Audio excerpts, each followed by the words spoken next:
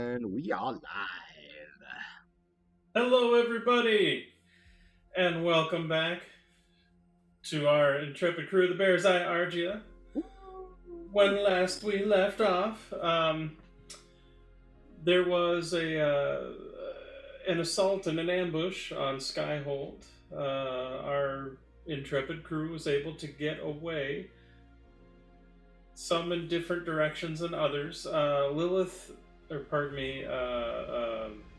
Ember had gotten captured by the Inspired as Ember was trying to lay siege as a one-woman arson army. Probably the best way to describe that I can think of. And actually was doing a pretty good job, but unfortunately was ultimately captured. And then the rest of the party, having gotten back on board Zaya, as Zaya was attempting to make an escape, Zaya, in her quick thinking, had basically turned the ship into a submersible-ish like vessel, and went into the ocean, which admittedly did get rid of the pursuit of whatever airships were coming after you. Because there ain't a whole lot they could have done in that regard. And the party, through some quick thinking and uses of some interesting spells and abilities, and an interesting use of one of the longboats in an upside-down airfield manner to act as a surfacing agent, which went for the most part okay, except for losing Rihanna in the dark depths, but Barco was there to be lifeguard, save her. And once Zaya was able to get afloat, was then able to gather everybody on board that had kind of temporarily escaped out, and was ultimately able to start to figure out and pursue their missing crew member, Ember. And so you'd spent about 5 days or so trying to touch base with Ember via very secret sendings. There was some... Ember was doing her best to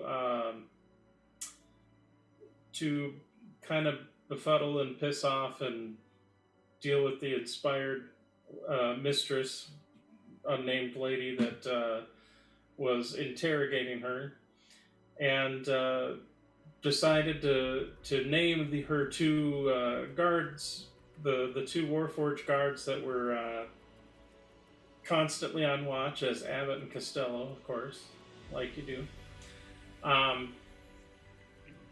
And proceeded to garner some sympathy from Costello, if nothing else. At any rate, about 5 days of heading more or less east/northeast across the big old sea that is that sits kind of between Corvair and Arganessen. You do come across an airship that you believe is the airship that Ember is on. I believe I said it was in the nearing dusk, or dusk/evening or early evening, as far as when you're able to ultimately spot them. And if not, it is now. So, and with that being said, for the majority of the crew, minus Ember at the moment, what is your game plan? What are you going to do?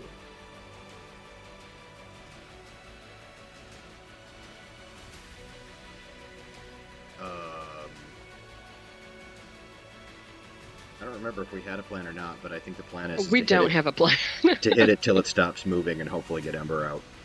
That's pretty much as much of a plan as we usually run with. So This is a traditional airship, yeah? It is. Elemental ring? It's got a fire ring and everything.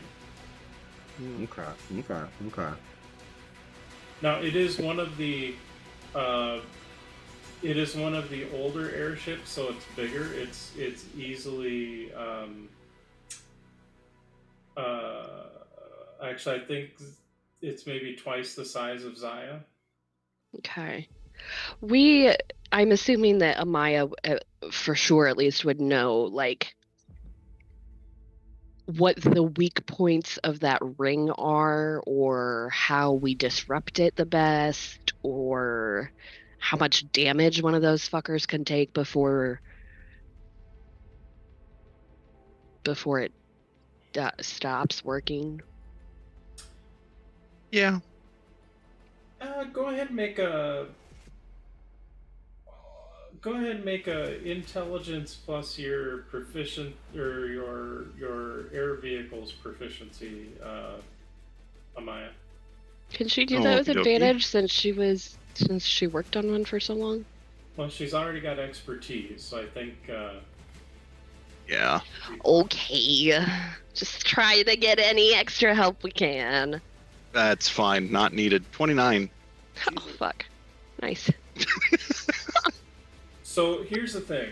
You know the struts on the smaller vessels, like the ones that you guys were fighting, some of the ones you were fighting in Skyhold, some of the newer models, for lack of a better term, the struts are durable and sometimes reinforced, maybe either with like bands of metal or other ways to solidify it if need be. The larger, older airships, I mean, some of them could have been, it's been now, airships have now been around for probably a good 20, 30, no, more than 20 years, probably like 30 years now, 25, 30 years if I'm remembering the time frame roughly. I think they were actually, the first ones came out in like the 960s. Yeah, so they we're came looking at about 60 years at this point.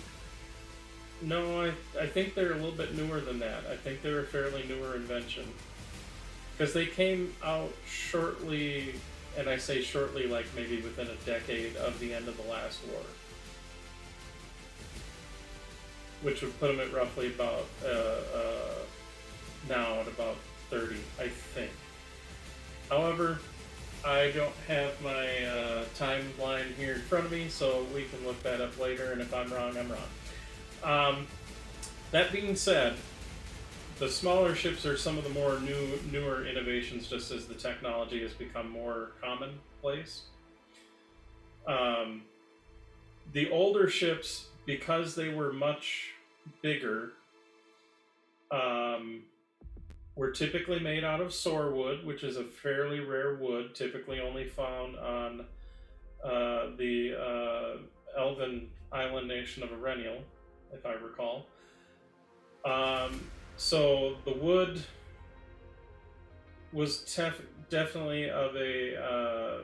it was definitely not like a hardwood, so it was a little less durable in quality. That being said, the struts on the bigger ships were like as round as trees, because structurally the spars had to hold a lot more weight with the elemental ring and all of that.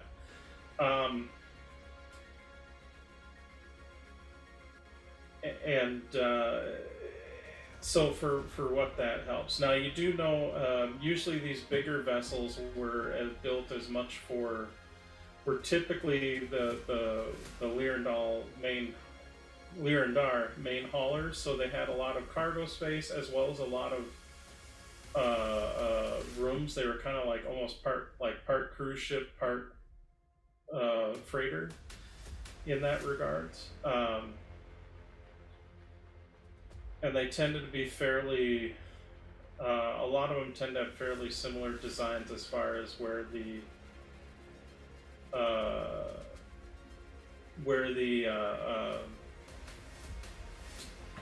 main layouts for where customers would go to, for as far as customer cabins and passenger cabins and dining hall and all that kind of stuff.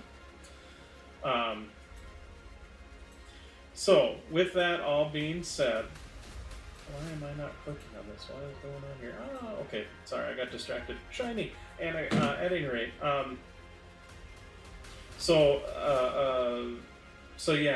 Zaya is, I believe, roughly about half the size in length, because I believe the big ones are usually like 300 feet long or so, and usually about, I want to say, 80 wide, 60 to 80 wide. Like they are big mothers in comparison.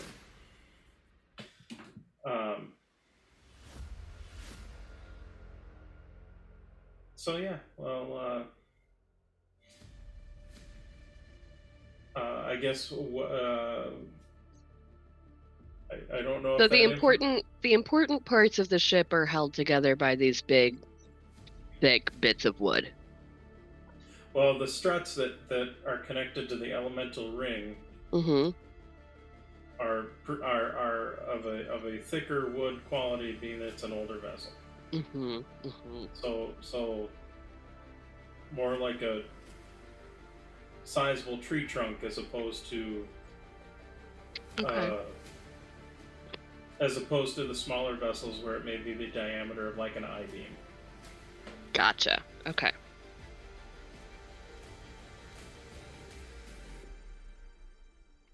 If that helps. It does. Bark a chop tree down. Go, Barca, go! There we go. I suppose it is easy, not easy, it is probably safe to say that if we can see it, they can see us. Yes?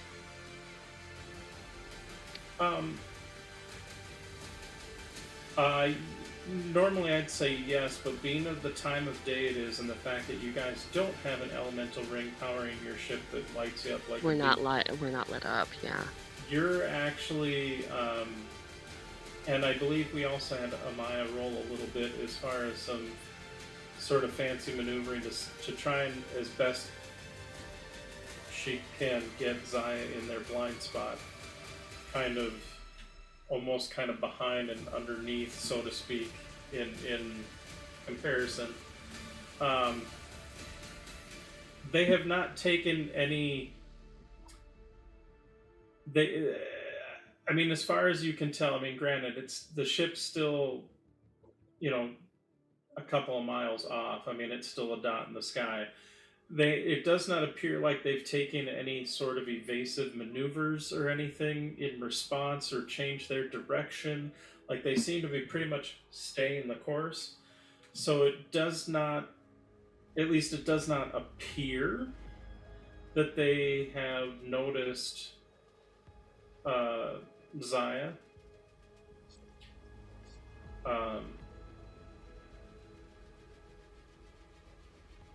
That you can tell. So what if we get as close as we can, hit them fast and hard, as soon as we within, I think it's 500 feet, I can get a surgical strike team on board, we grab Ember, get her out, and then just blow the ship out of the air. Bark a surgical. When I say surgical, I mean we go in and kill everything between us and them. Oh, You muted yourself. Yeah, you muted My yourself, babe. computer is being very, very stupid right now. What I was going to say is by surgical, I mean we go in and kill everything between us and Ember. Barca likes killing everything. I mean, Barca's very good at killing Do everything. you know where on the ship she is? No. And this is Katari mentioning this. Her. I remember last session. At least the end of it that I was there for.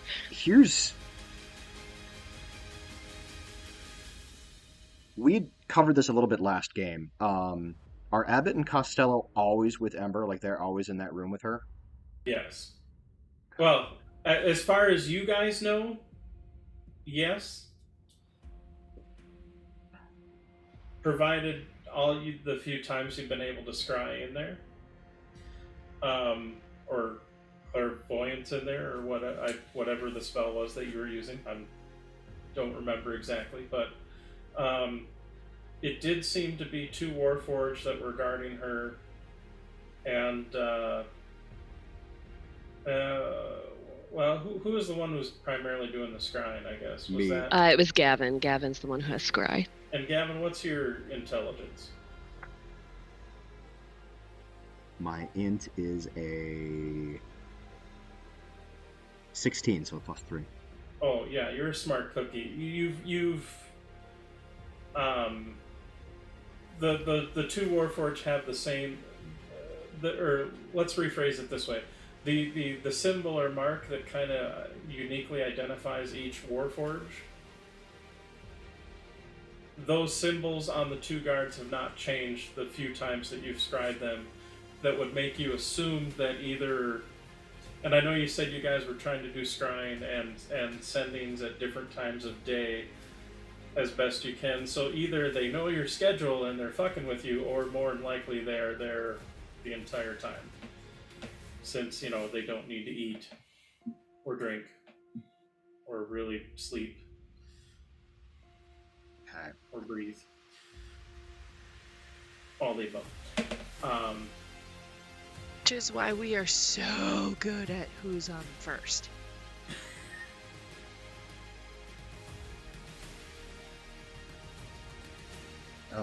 I mean, that does add an added that does factor in an added wrinkle, but I'm sure we could work around it. Does anybody have the ability to cast invisibility? Yeah, me. Amber does. God fucking damn it, Ember! Shit.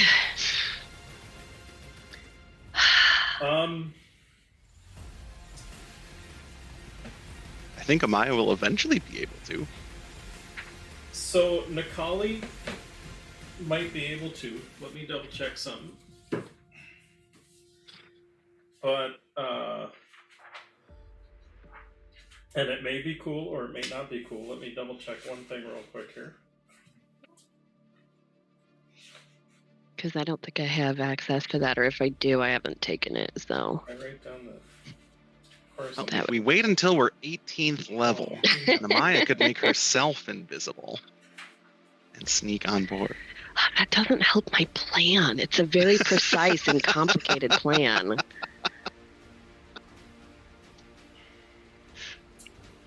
So I have to be invisible. Nikali can make one person invisible for a minute.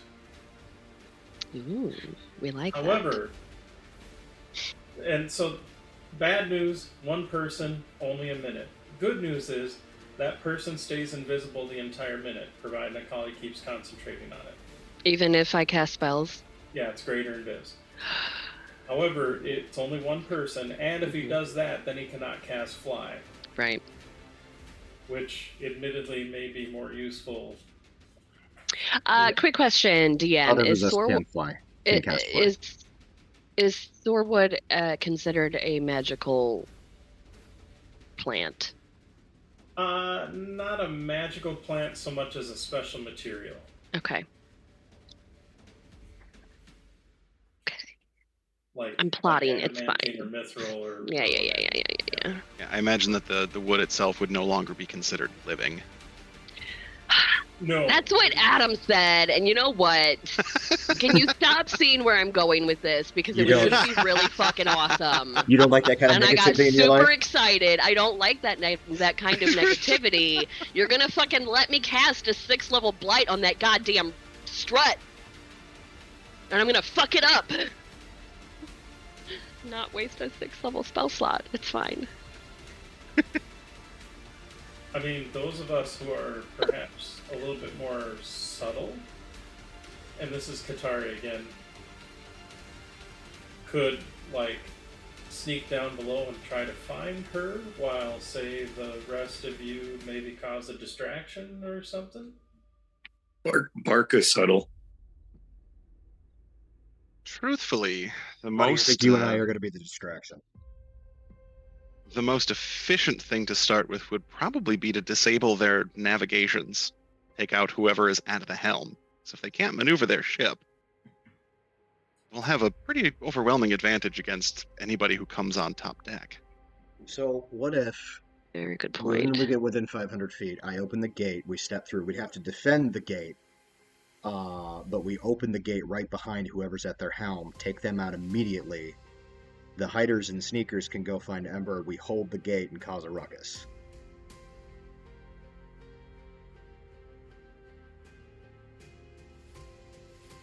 I'm not mad about that. I'm not hearing any no's. Keep mentioning 500 feet. Is that important? That's how far away It's the he can furthest cast the I gate. can The gate has put to us. be, yeah. So what happens if they pull away? What happens to your gate? Ember, or not Ember, the spell would end, and we'd have to find another way off. Can you only cast gate once? Adam is not sure. Gavin would know right away. I'm pretty sure it's just the once. So it would be really important that we take out the helm and get the ship dead in Yeah. the, well, air, so to speak. Yeah. Yeah, it is once per short rest. Okay. If we disable or destroy the helm, it'll still float, though. It's not gonna like. Well, it's the person who's currently flying the ship that we're stopping. Unless, Amaya, you were referring to I said what I specifically said. destroying the helm. I mean, I suppose either one would work. Destroying the helm would be a little more long-term Yeah. solution and would make sure that nobody else could hop onto the helm. I don't. Well, But I'm not, I guess this is more of a metagame Taylor question. Since it's navigating an airship is really more about directing the elemental where to go. Would it just follow whatever last direction it was given? Well, here's a good follow-up with that, because you guys have all been flying around on airships now for a while, and have been dealing with various airships for a while. And, well, Amaya, you've been living and breathing flying airships for quite a while. So originally, to pilot an airship, you had to have a Lyrandar Dragon Mart person who had a link, so to speak, like a kind of a spiritual link, you could say, or mystical link to the elemental that was in the Kyber shard. Technology has progressed enough that there are helms where a non-Dragon Mart person can effectively use the helm to do what the Lyrandar person used to be able to just kind of do mentally with their kind of link with the elemental. That being said, if you took out the helm, it could disrupt that link. If they have a dragon marked person on board, that may not matter.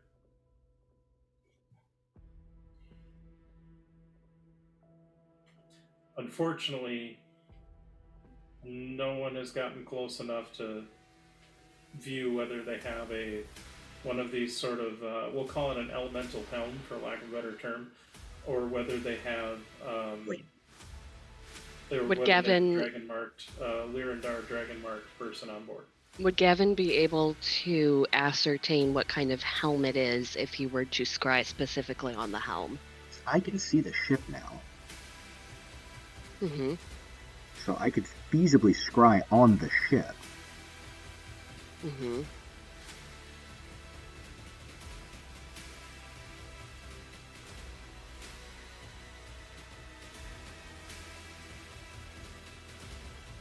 Yeah, I can. Well, so, admittedly, the scrying does only cover a small area or location. Yeah, I think So it's you 10 would still feet. have to kind of specify, I would imagine, what you're attempting to scry upon, whether it would be like an elemental helm. I guess I would probably do that because we're trying to figure out what kind of helm it is. So yeah, I guess I would do that. Okay.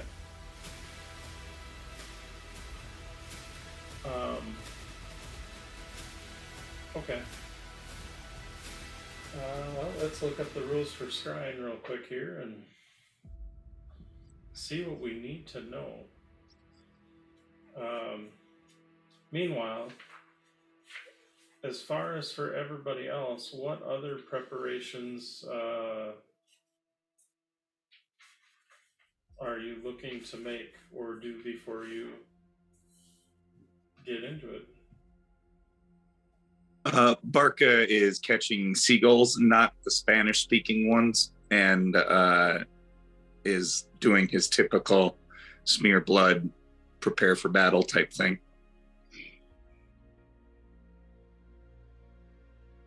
That is if he can actually see and catch seagulls.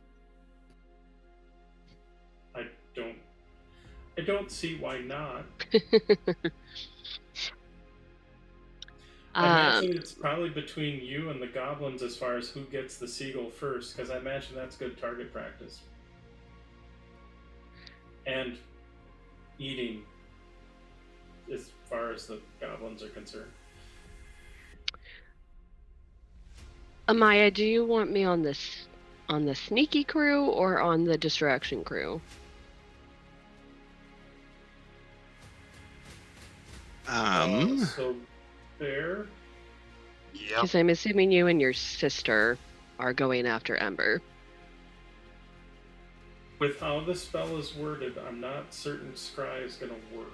Yeah, I was looking at the locational section just now, and I think you're correct. I don't think that's going to work. I have to have seen it before, and I have not, and it's too far away for me to get a good read on it now.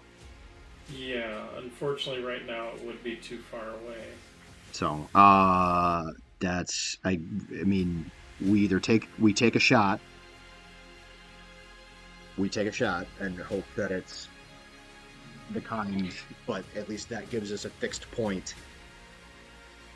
And we may need to leave somebody on Zaya that can fly. Oh, shit.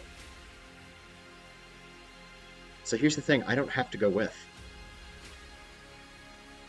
Because it's a gate. Stay on this side of the gate. So I could fly Zaya, keep her within range. And you guys could go through the gate. And I just have to maintain the gate. What if Nikali or Cal flew Zaya?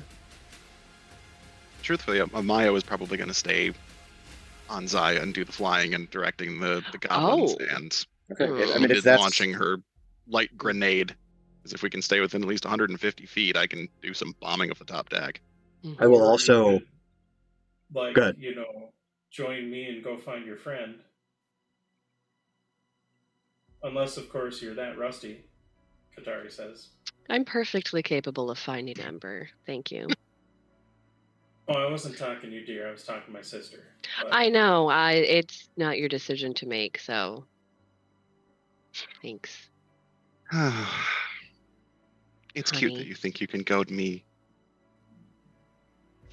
Oh No, my god, place... she's goading me, isn't she? I think I will be better suited for a support role this time from Zaya. You seem to excel far more in goading Mother's people? area of expertise. I am a little bit more of a light show.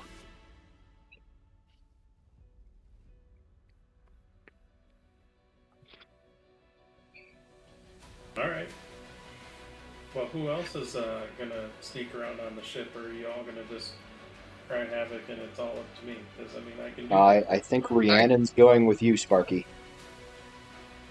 Sweet. And Barca, I believe. Well, Barca and I are going to hold the gate Yeah. and make some noise. More people Oh. for Barca to kill. He'll be very happy. Yes, I would imagine that. Go ahead. I was imagining Gavin holding the gate from one end and Barca holding the gate from the other to make sure that we don't have any other enemies invading Zaya. Ah, What okay. what gate is Barca holding? Probably the one on the other ship. Sorry, love. No, that's I don't want to be there. That would be a bad place for me to be. I think Barca is well suited for that role. So is Barca holding a? Okay. When we You say are hold the gate, you are we- defending protecting. the gate, Barca. You are defending the gate. And by protecting the gate, that means you're protecting your friends and Zaya who are on the other side of the gate. And letting us get Ember out when we find her. Barca good at both things. Barca's very good at both things. And I'll stay on the Zaya side of things, and anything that does get past you, not to say that you're going to let anything get past you, but stuff If they happens. swarm you, yeah. I will be there to keep anybody from hurting anything on this side. Here's the thing. I Right. can hear you on the other side of the gate. If you need help, I can come running. Actually, because it is a gate, I think I can actually fire Eldritch Blasts through the gate too, so I can give you a little support. I think you can, because I think you can see through the gate. Fabulous. Well, yeah, because that's how we got air into the ship when we were. Right. So yeah, I think I can give you some range support, and if anything gets by you, I can whack it till it stops moving. Barca Okay. will hold the gate. All right. Um, So Katari, Rhiannon, and Barca will all head through the gate. Barca will stay at the gate and defend it from that side. Rhiannon and Katari will slip into the ship unnoticed as possible to find and rescue Ember. Gavin will stay behind on this side of the gate, help defend that, do some support casting through it, and help with ship duties as needed. I will be manning the helm and providing some distraction on bombardment of their top deck as needed. I think this sounds like a plan. And now I would like Nikali Nikali- definitely- I would like Nikali to cast in greater invis on me if he's willing to do that. Okay. Because I mean, like I have a +2 to my dex, but Nope. I'm not gonna match Katari for that unless I'm invisible. I know that. I would not admit that out loud.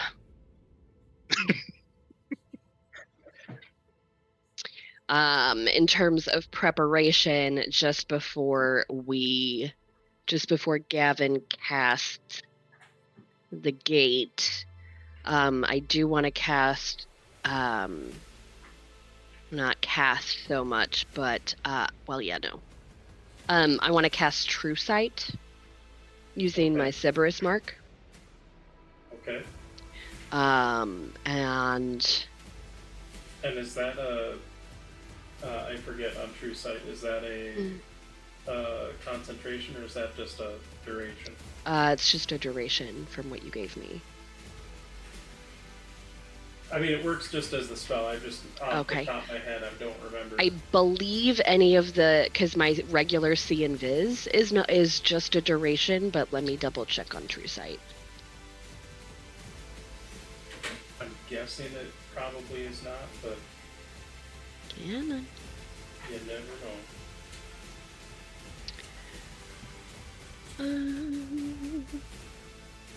Well, nope, just lasts an hour.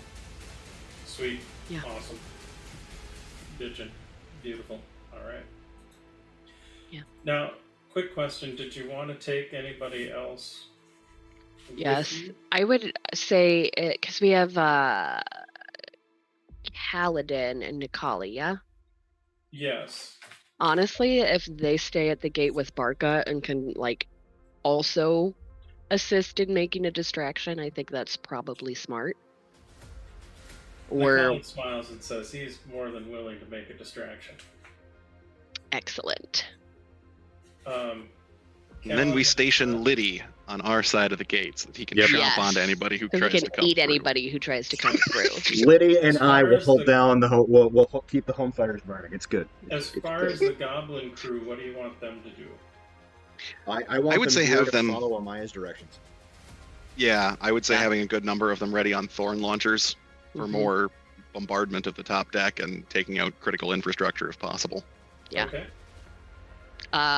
If possible, to focus their fucking fire on that goddamn elemental ring, unless you don't want it destroyed. We don't For want to some drop it out of reason. the sky until people are off the boat. Right. Yes, I I will know. say my goblins are gonna raise a little bit of a fuss they want to go with.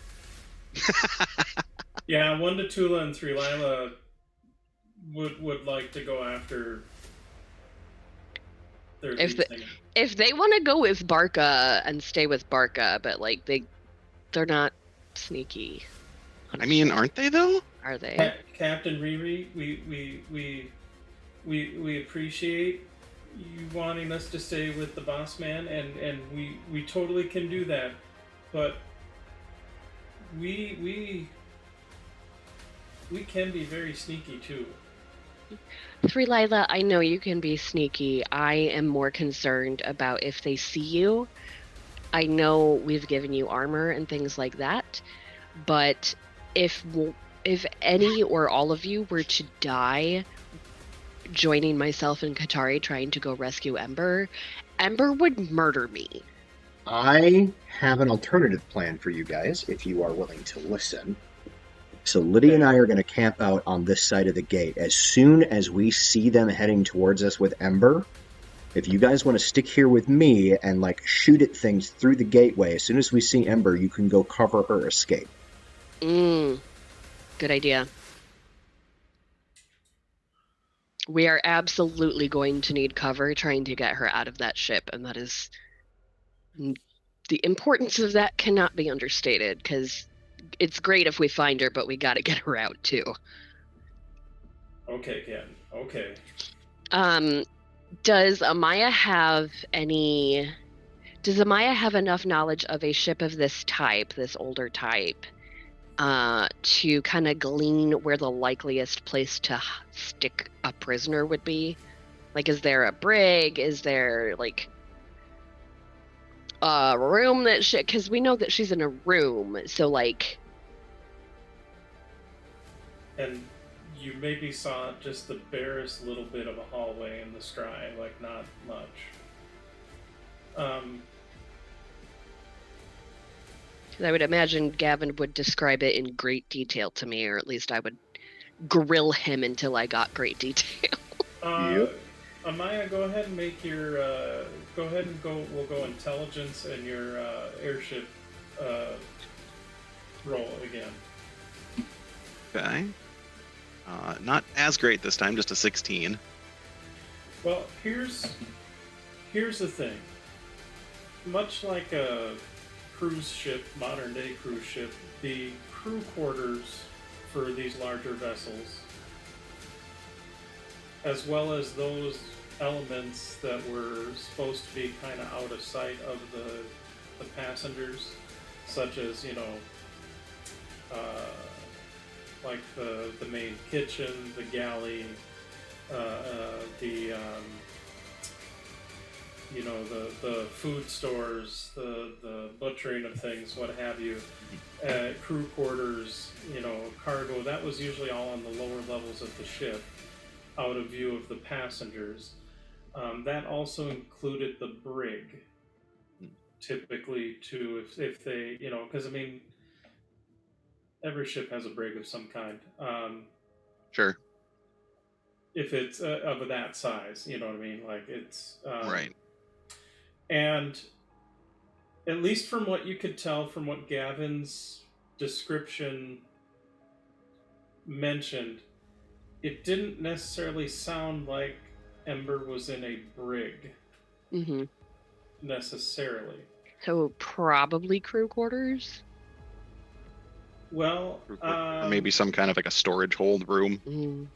it might be a storage hold or some sort of cabin that was cleared out of the normal accoutrement you'd have in like a passenger cabin, but it didn't seem from Gavin's description that it was necessarily in the lower decks where it's a little bit more Spartan, we'll put it that way.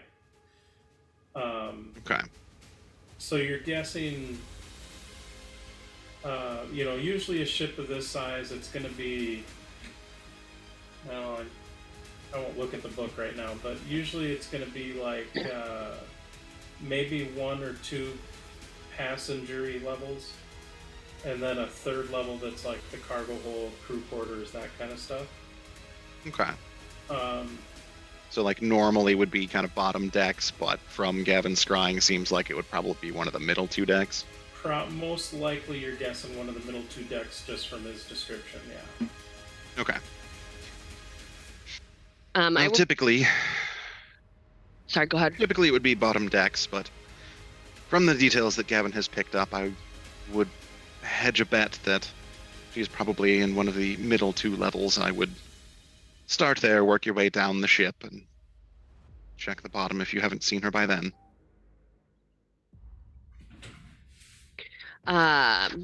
Couple more things that I want to do. Mm-hmm.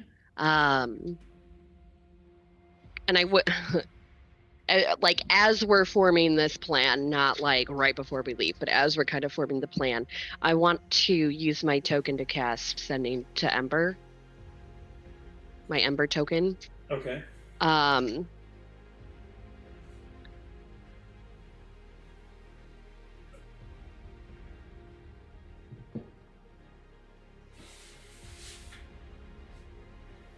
When you hear a ruckus, make some noise. That's all.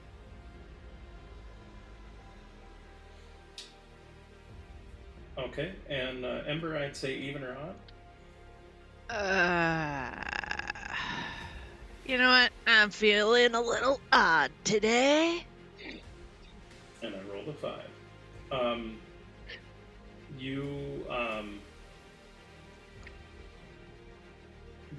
You heard the message. We'll say the previous time when you're... What was that? Abbott, when almost getting caught talking to Abbott and Costello, that we'll say that the magical inclinations of your necklace has still gone unnoticed by your captor at this point.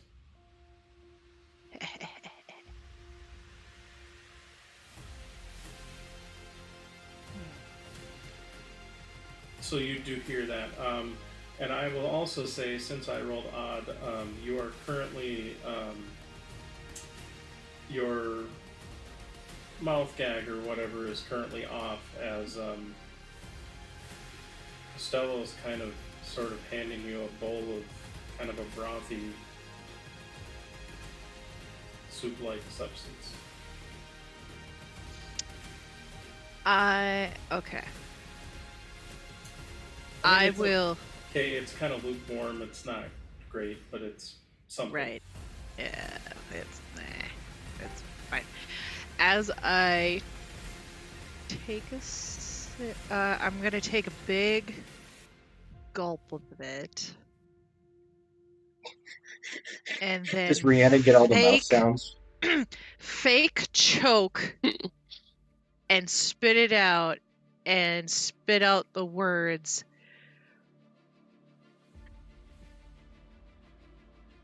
"Got it covered.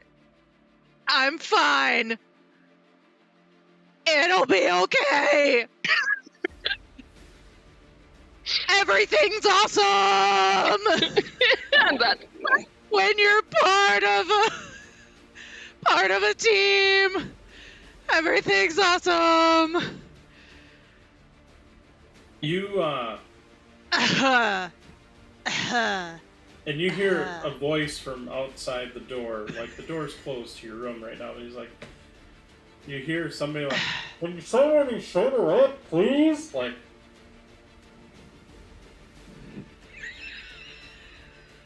and you see Costello's kind of sitting there like,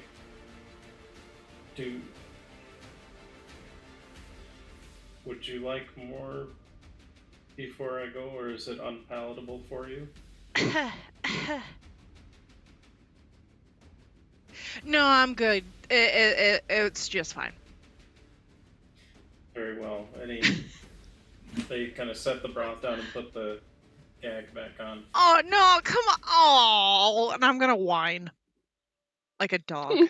Go ahead for me and make a character sheet. Hey, skills. There we go. Go ahead and make a persuasion roll. Yes! Gimme.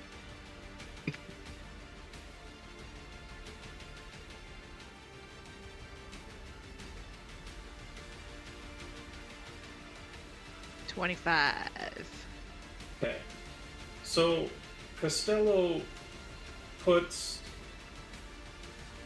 the gag on, so to speak, but does not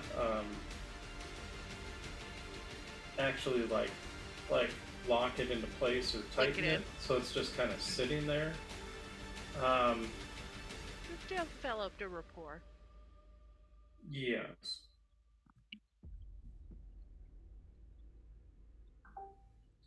Abbott, as you like to call them, doesn't appear to be nearly as friendly. Oh, I get you. I get you, Abbott. I get you. You're my strong silent type. Yeah. I respect. The other thing that I would do right before we go, I'll do True Sight, and then since that's not a concentration, I want to cast Intellect Fortress. So there's going to be myself and Barca, Nikali, and the sister on the ship. Okay. Yes, is that correct? Yeah. Yeah. And Captain, right? Oh no, I thought Cal was and Kaladin. So like, how's everybody's wisdom? How are we feeling in terms of saving throws?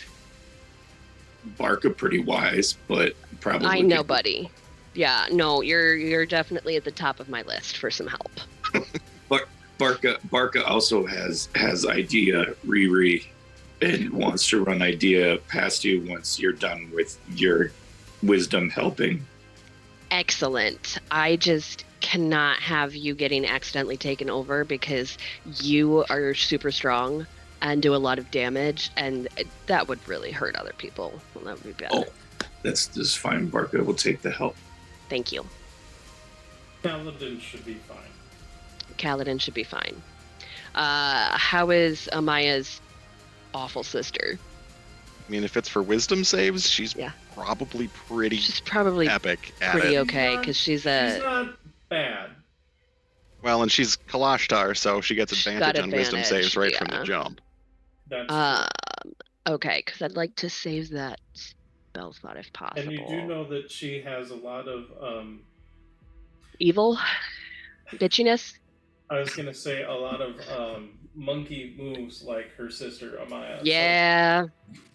Mm-hmm. And I know Amaya. Okay. Nikali though could use some help. Okay, so me, Nikali, Barca should be good. Okay, so I'm gonna cast Intellect Fortress at 5th level right before we go, which will give all of us resistance to psychic damage and advantage on intelligence, wisdom, and charisma saving throws. Nice. Yeah, oh shit, yeah. If she's already got advantage, I would know that Kalashtar. Well, I know that Kalashtar have advantage. I wouldn't. You've now been around Amaya and Narathi enough as far as being on the ship to know how that works. Perfect. It is concentration based for an hour, so I will concentrate as long as I can. But Okay. if it goes, it goes. Oh crap! That's right. That's a concentration spell too. But he's doing the greater invis, so then he's gonna do. That's right. He's still got lightning bolts. He's good. Okay. Yeah, he does. So Riri, Yeah, buddy. How wide is gate Barca holding? Oh, that's a Gavin question. Gavin, how wide is the gate? Gavin is looking at the spell. Either like 5 feet or 10 feet. I think it's 10 feet. I think it's 10. So 10 feet. 10 feet. Okay. so It's 10 feet, buddy. Barca understands that Gobos want to help, right? Mm-hmm. So one time Barca was carrying big piece of wood through a doorway, but Barca didn't fit it the right way, and Barca ran right into the wood he carried. Mm-hmm. What if we tied big piece of wood on the back of goblins and stuck them right in front of the gate? That would be an extra obstacle for anybody that get by Barca. And then if we tie to the backs of said goblins, they could shoot arrows right on the ship, and then they feel like And they have their help hands Ember. free. Ooh, I like that if they're willing to do that. Do have short bows, so they can shoot through the gate. Yeah. I like that if they're willing to do that. Yeah. That's very clever, Barca. Is it? I told you, Barca wise. I know. I'm impressed. I wouldn't have thought of that. And Liddy is more than willing to be sort of the backstop / cover. My Gobos have Keep them in it. stars in their eyes as they're looking up at Barca. But yeah. Yeah. Only need two gobos to go though. Don't need 3. The Gobos instantly look panicked and sad. But we also need board wide enough. But there's got to be like board on ship, right? Yeah. You can find something. They immediately run around and find a board. Like several. Like a lot. Like every loose board that they could ever find on the ship. Table. Yeah. I mean, a table would work. They bring up a table. The breakfast table. Yeah. So we need all 3 of them on hand so that when we come running up, the table moves. We don't have to try to, like, dope monk shit when we're not monks over a table through a gate. Yeah. Very important job. Very important.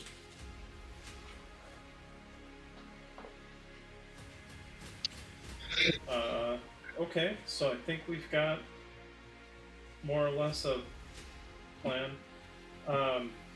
Done, we plan.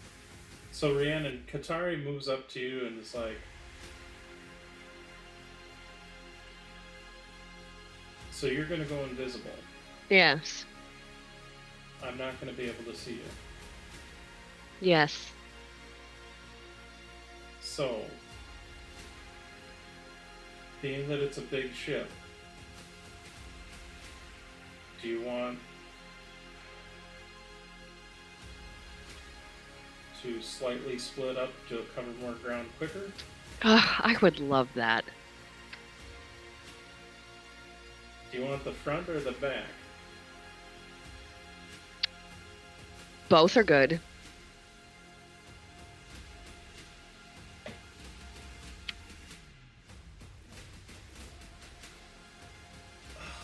You're just cute as a button. Alright, so... Oh, thank goodness for mute.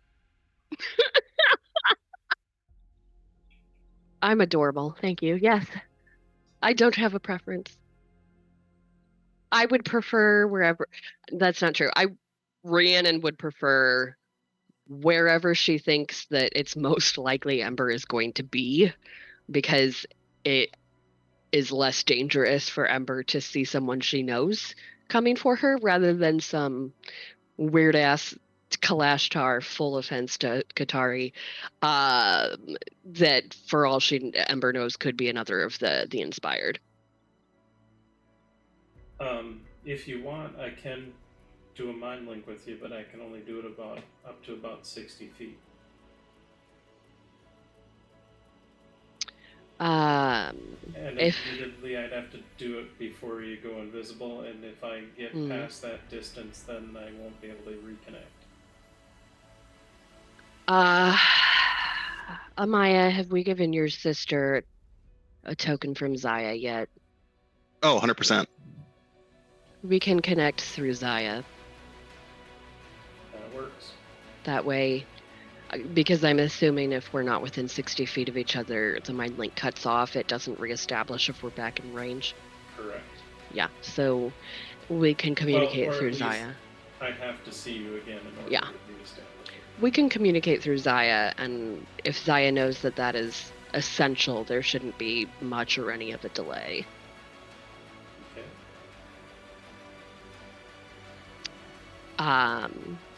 Do you prefer the front or the back? I'll go for the front, since one of us here has to make decisions. And then you can go ahead and take the back. Excellent. And she just kind of... Rhiannon keeps her very obviously diplomatic smile in place as she turns and walks away. Barca growls when he sees Riri getting sass. And to her credit, Katari doesn't flinch, but does give you a wider berth as she gets prepared for however this is going down. As Riri walks away, Barca does kind of get up next to her and say, if you get in any trouble, just scream for me. I'll will, come buddy. quickly. I know. Don't feel like you need to be the only hero. Barca will help. Well, good, because I'm counting on you. Yeah. You are a hero, Barca. Barca knows this already, but thank you. I figured you did. I'm just letting you know that I see you that way, too. Oh, thanks, Riri. I give him a big bloody hug, because seagull blood. You'll ruin my makeup, gosh. I'm sorry, I'm sorry. That's fair. All right. With that, I believe the chaos is about to commence. So I don't see any reason why we shouldn't start right away.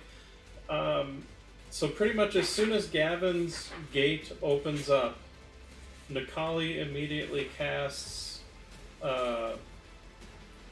Greater Invis on you, Rhiannon. As far as kind of like a boom, boom, boom, boom, boom, things happen. Let's see, do they have... And I believe I would like everyone to roll an ish.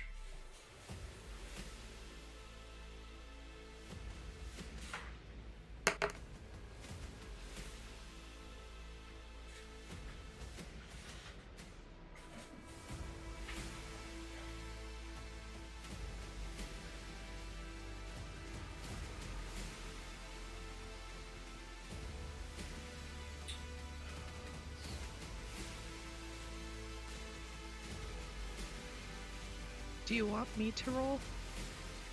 Yes. Oh, okay. Yes, I would like you to roll as Got it.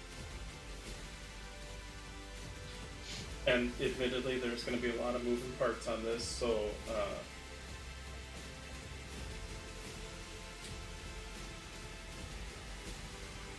since they're both running out of the gate to help cause havoc on the far end, I'm going to just say, for simplicity's sake, that Barca, you and Nikali are going to go at the same time.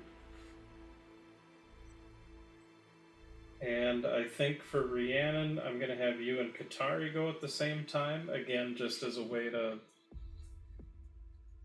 sort of speed things up. And for what it matters, to have the goblins go at the same time as Amaya, provided Amaya's running the ship, which it sounds like you are. Does that sound good for everybody? Yeah. You may want like Embers, Gabos, and Liddy to go on my turn. Yeah, that'll work. That'll work just fine. That'd be perfect.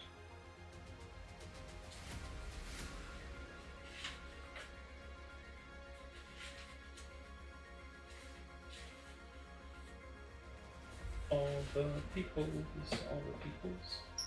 Alright. We'll do this slightly differently here.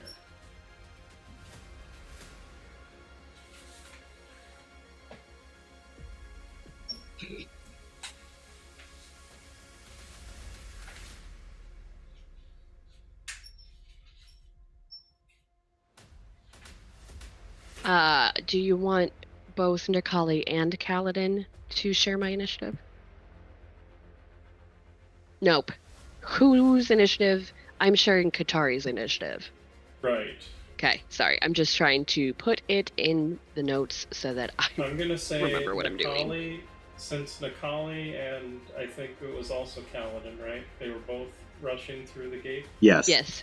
They'll just go on Barca's turn. I think that's going to be the easiest way to just kind of keep it. Because it would kind of make sense. You're all ready, and the gate goes through. The sneaky people go through, followed immediately by Barca and the elves, with the goblins backing them up, and then the other goblins firing the. Basically, with the other.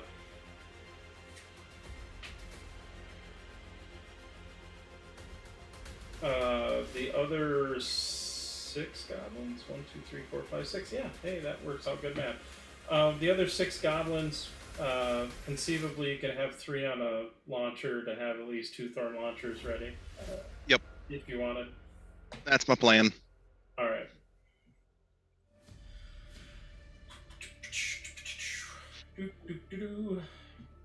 And with that, we will roll initiative for all the other stuff.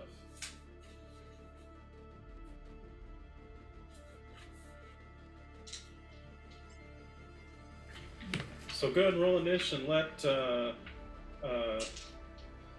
Rhiannon, if you'd be willing to help us keep track as far as throwing it in the notes when we roll. Yeah, absolutely. I appreciate that. Wow, sucks for those guys.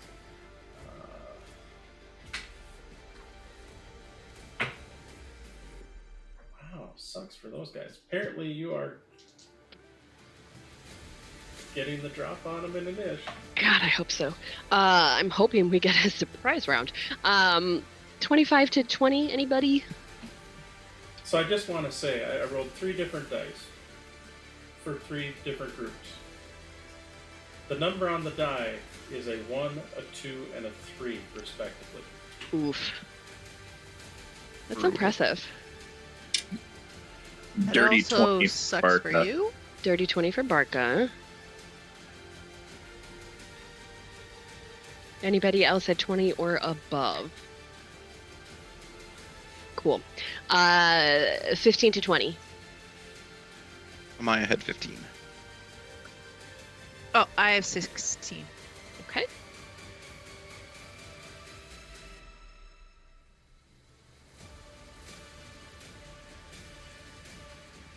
Uh, 15 to 10. I had an 11 I also have an 11. What's your dex mod? plus 3. Okay, you'll go first.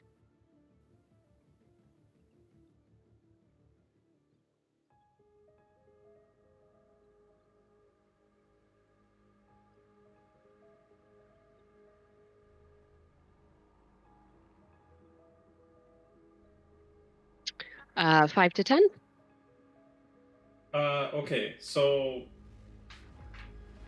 inspired Mhm. go at a +3 or at a total of 3. Okay. The inspired martial artists go at a 5.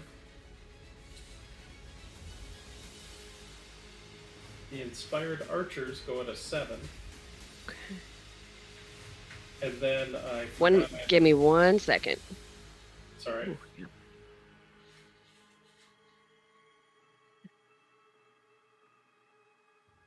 Thank you. Martial artists go at a 5. The archers go at a 7.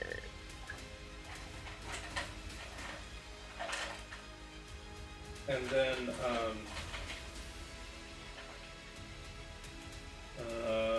the Warforged soldiers actually go to 17. They roll decent, Okay. unlike the rest of them. But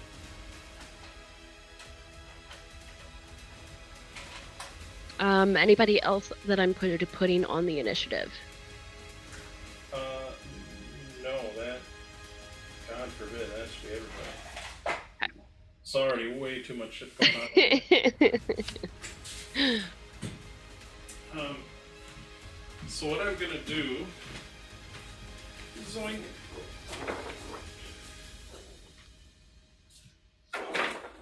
so realize that this airship is way bigger than the map here, but we can still kind of use like this for the back area, this for the around the deck where the spars for the elemental ring are, and like for the foredeck. Oh right, I forgot I actually need a Kaladin.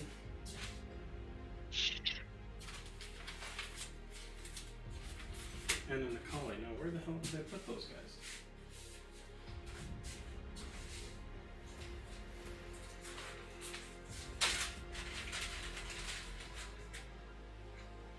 I was only partially prepared. What? Okay. Just to run through the initiative real quick while Brian is getting that set up. We'll have top of the round, Barca with Nikali and Kaladin, the Warforged, then Ember, then Amaya with the main Gobos, then Gavin, Liddy, and Ember's Goblins, then Rhiannon and Katari, then the Inspired Archers, the Inspired Martial Artists, and then the regular Inspired. I don't think I forgot anybody, but if I did, please tell me.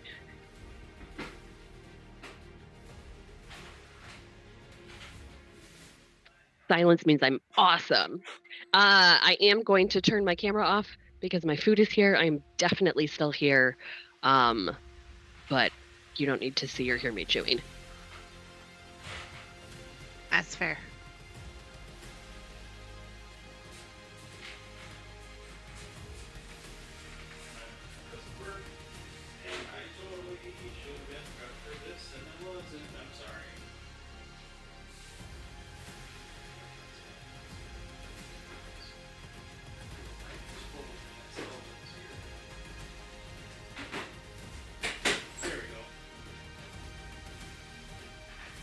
Enter a random ad for Loot Crate. Say what? Yay, Or- Loot Crate. That's what they do in that other TV show. Oh, and that other show that we definitely don't all watch. No. Alright. So it ain't 100% perfect, but it's going to work for this. I'm going to use these ice walls to sort of represent the portal. I'm going to scooch this just a little bit. Oh yeah, give it a scooch there. And then, let's see, what can you... okay. So for all intents and purposes... Can I see... nope, that's too far. I need to be up here. Haha, hey, there we go. So we're going to throw Gavin here. We know that Barca and the elves are going to be here. Well, they're going to be on the other side of wherever the portal is, which we'll get to in a second.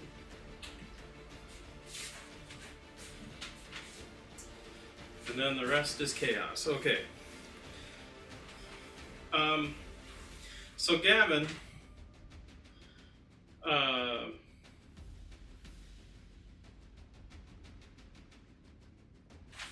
or actually, so we'll start off with Amaya, actually. Amaya, I would like you to make your piloting roll. Okie dokie. And was that just a straight This proficiency, is or going was to be your we'll call it dexterity and your air vehicles. dexterity plus air vehicles? Okay. This is going to be versus their perception. Effectively, is you're more or less trying to sneak up on them to get close enough for the spell to go off. Okay.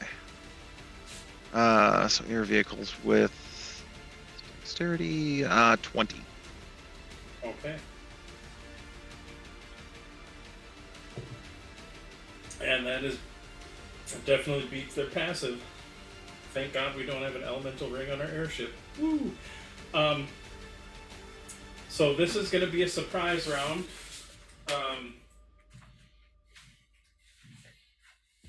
Kind of starting with Gavin. I know the initiative, being that it's the surprise round, the initiative is going to be a little wibbly wobbly, timey wimey, because obviously it's predicated on Gavin dropping his gate. Gavin,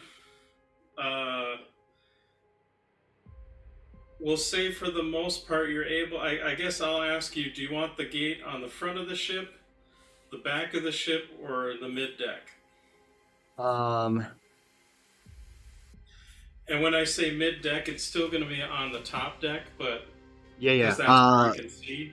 Were we still trying to take out the helmsman, or are we just going for maximum chaos? We definitely want to take out the helmsman so that we don't lose the spell. Okay. Then I'm going to drop it kind of back near where the helm is. If I can get it directly behind the helms person, I will do so.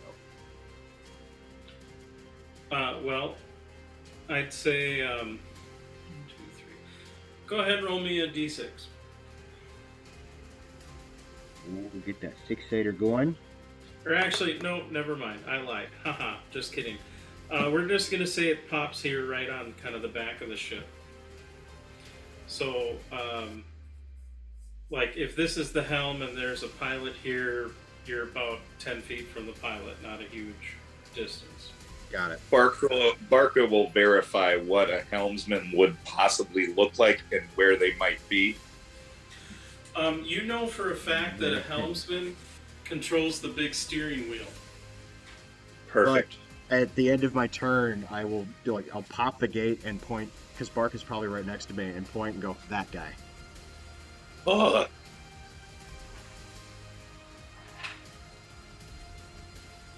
And you know what? We're gonna do this. Hey.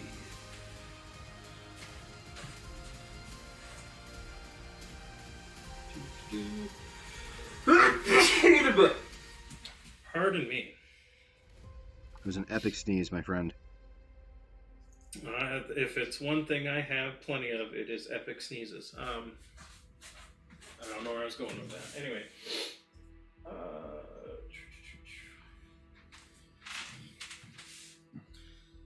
Let's say more or less down here.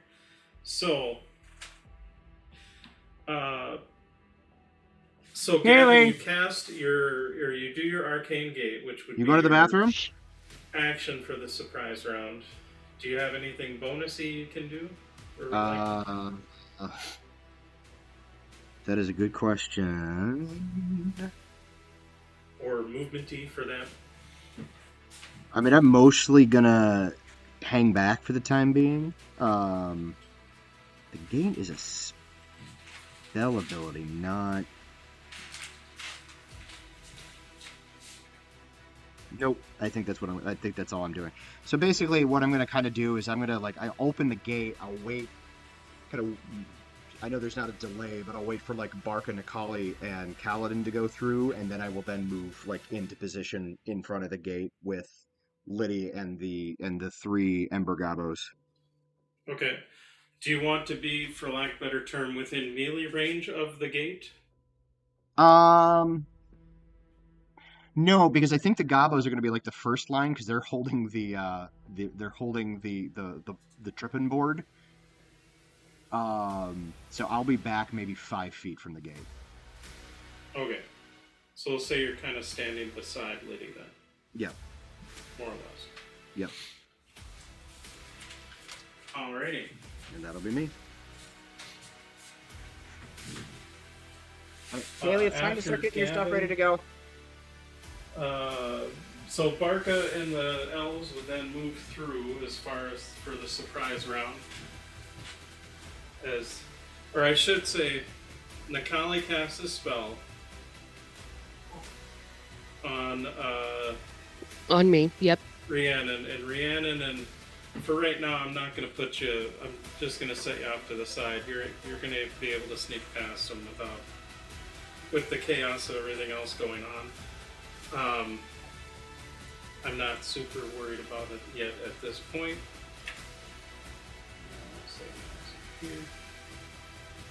And then, actually, go ahead and make your. I'm assuming you're going to stealth and go and start moving in. Yeah, I will be. Yeah. Okay. Go ahead and make your stealth roll. May I have advantage for the invisibility? Oh, you totally have advantage for the invisibility. Yes. Oh, please be good to me. Yes, dirty 20. Fuck yeah. So yes, you're able to effectively you can kind of double move to get down onto the main deck and start working your way into the ship, unless you want to use any other form of movement to get there. I will. I will use my, since I can cast spells without losing my invisibility, I will bonus action Misty Step and move, and then double move with my action. Okay, so we'll say that you get down then to effectively down the steps to the first floor. Perfect. So you're kind of right at the base of the steps of the first of the hole.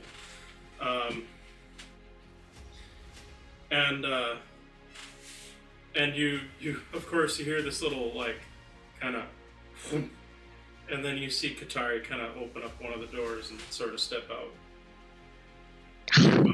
She can do that too. God damn it. So, out of character, Riri, you know what Leoben was as a monk? Oh. Okay. That's okay. what Maya's little sister is. Ugh. I dislike her even more now. God damn it. I'm so salty about this girl.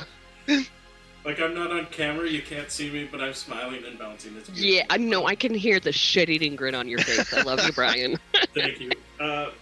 So, Barka, you and the elves move in. So, you have effectively 10 feet off your move, but you've got your whole round. What do you want to do? You've got, you see there's a couple of human-looking people here, including one at what looks to be the helm. You do see a couple Warforged. And then it looks like there's some more human people down on the main deck. Yeah, so Barka rages as he runs through the gate, going off the words of Gavin, saying that one, and Barka rages immediately and just charges through the gate and goes and tries to take that one out. Okay, go ahead and make your attack roll. All right. It's all the accoutrement. And when you say all the accoutrement, are you meaning like Reckless, Weapon Reckless Master. and Weapon Master? Okay. Yeah. And that'll be a 27 to hit. Yes. It was a natural 19. Let's go, sweetheart. Okay. It's been a minute. Let me find my stuff. There it is. Okay. That's right. So I get the soccer ball plus. Damn. Is it really plus that much? Damn. Yeah, because I did. Yep. Okay. So that is 23 points of slashing damage. Holy crap. Oh, sorry. That's 20. I got to check on my rage damage because it doesn't automatically add that in. 1 second. Can't remember what I'm at this point. No. Rage is plus 3. So I said 20, I'll take 26. Okay. So the first attack, I mean, he's still barely up. Barely. As you just sink your axe, you just chop straight down from the clavicle, pretty much like your axe blade is like sunk pretty deep in from like the clavicle, like deep into the back, like the whole shoulder blade probably snapped a couple ribs. Like it's pretty savage, and when you pull the axe away, there's just a gushing torrent of blood off of the person, who yelps in pain because, you know, that is ow. And that being said, I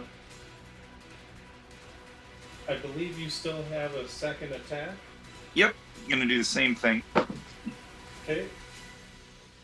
And that one is cocked, although I don't think it matters. Okay, so that'll be a 21 to hit. That will also hit. Okay, bring on the soccer ball. And that'll be for 6 plus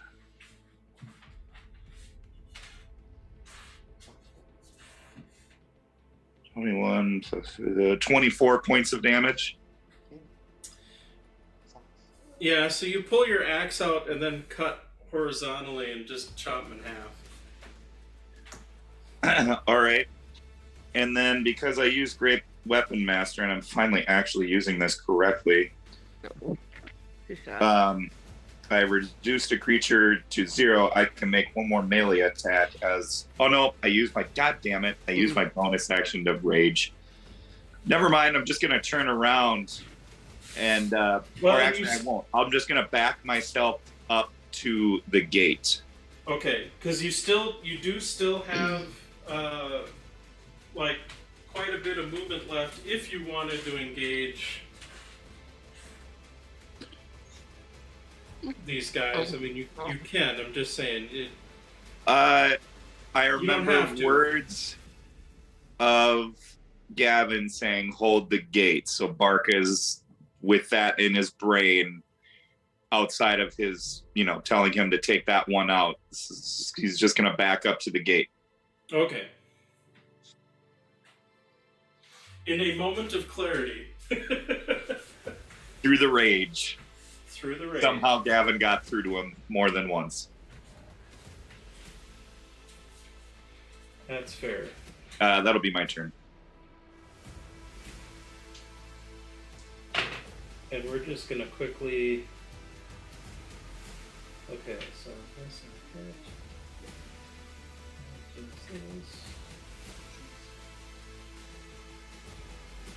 Could somebody roll me a D8? plus and add 7 to it. I got it. And then add a d6 to that as well. Well, I rolled a 1 on the d8. So plus 7 is 8. And then you said add a d6? Correct.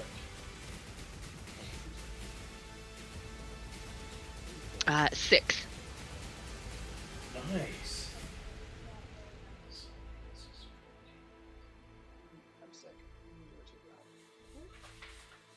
So for Kaladin, he runs his hand across the blade of his rapier, which causes it to start on fire. And then he starts, he does move up and take, oops, actually we're going to do that. Oh, no, yeah, okay. So moves up, stabs at this guy once, missing once, but then stabbing the one in the chest. The guy starts on fire a little bit, and then he moves back to cover the gate as well. And the collie is going to step to there, cast a lightning bolt. That is a martial artist and a warforged.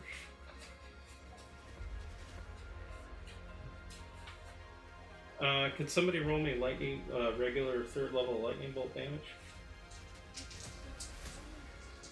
I believe it is a dexterity.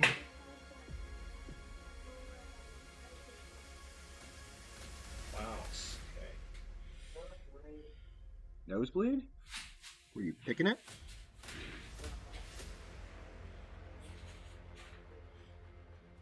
I want to say it's 8d6, but maybe double check it just to make sure.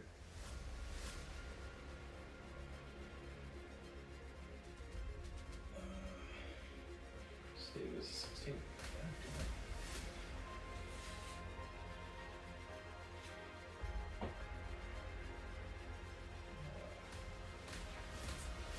Oh, did I lose people? All of a sudden, everybody's quiet. Sorry, dealing with my kids. Oh, okay. It's not my turn.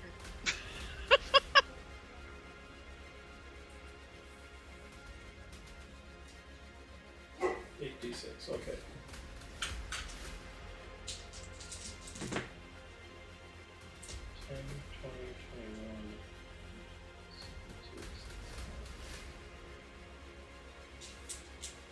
He takes 20.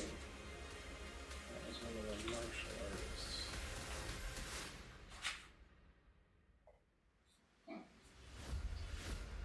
artists. So Nikali unleashes a lightning bolt, hitting the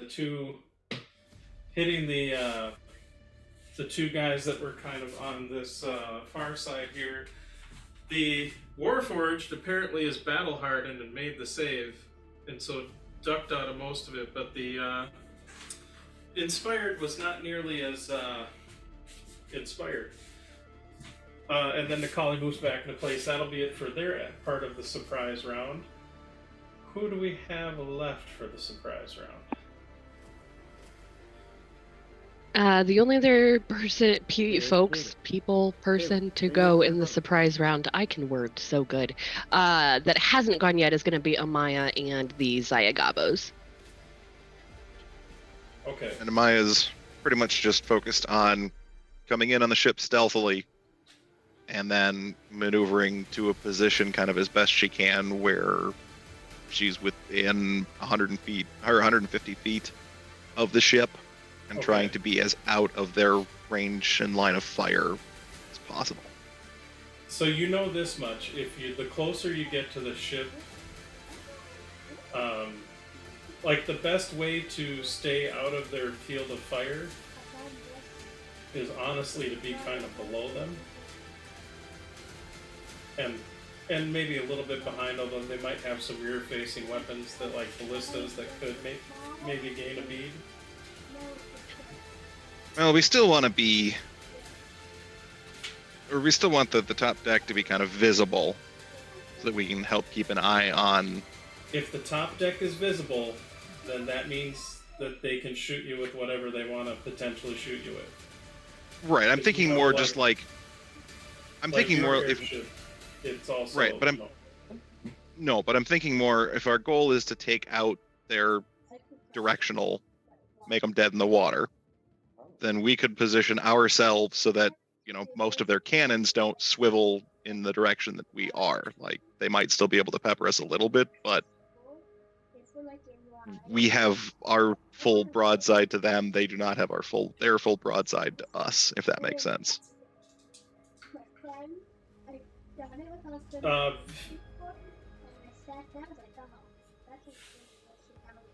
Let me rephrase it this way. Chances are you'd have to give the orders as far as which. I mean, we have. What's our proficiency bonus? +4 now? Yes. So we have 4 thorn launchers on the ship. Conceivably, you could have 2 on either side. So the goblins would be aiming the 2 that would be facing their ship. Does it? Truthfully, I was thinking we could just put all 4 on the one side and kind of go all in on that we're going to disable them plan. Has it? Well, I suppose we only have 6 goblins currently, so it wouldn't really be helpful to have more than 2 on each side. Okay. I mean, you can have less, like, so if you want the thorn launcher to fire every round, right, it requires typically a crew 3. Yep. 1 to load, 1 to aim, and 1 to fire. Yep. So they're not going to be able to every round do more than 2 shots. So we'll have 2 Right. cannons on each side, I guess, or 2 thorn launchers. Okay. So then they would be arming the thorn launchers on the side, whatever side you're. Yeah. Okay. Now that we got that figured out, you go ahead and go. At this point, they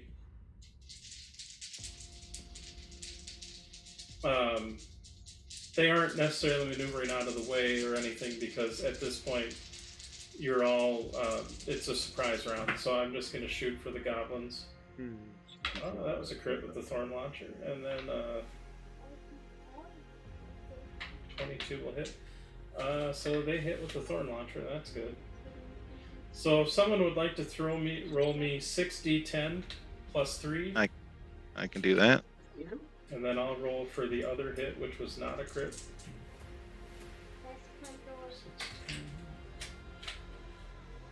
6d10 plus 3 is 27.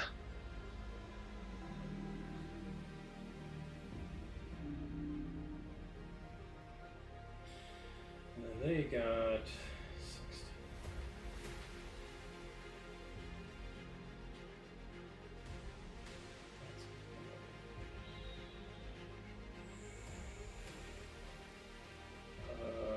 Brain fart math. Hey.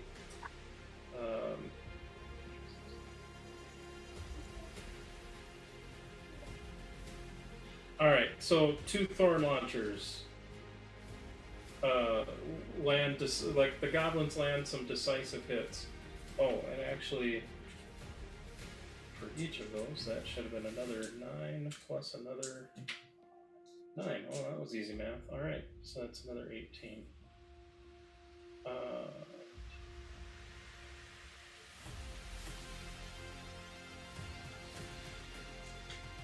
So, yeah, the goblins are pretty much precise shooting buggers. You guys have trained them well, and they puncture 2 nasty holes into the side of the ship, where the equivalent of the bolts for the thorn launcher, like, you barely see the end of it. Like, they sink them into the ship. And that is it for the goblin surprise round, and with what you're doing. And then I apologize. Who was the last person then to... That would be it. That would be it. All right. So that was the surprise round, which admittedly was a little wibbly wobbly, timey wimey. But we are now going to go to our regular initiative order, which I believe at the top is Barca, Nakali, and Kaladin. All right. Barca is going to go after the dude to the east, their closest. That looks to be engaged with whoever, Kaladin or whoever. This guy right here? Yep. Yeah, that's the one of the guys that Nakali just lightning bolted. And I have reach. So you don't even necessarily need to move. You can whack them from Yep. where you're at. Yep. And I'm going to do take my swing with all the normal extra add-ons.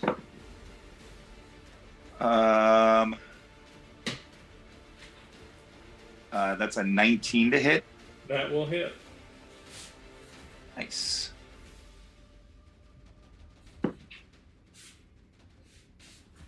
Ugh.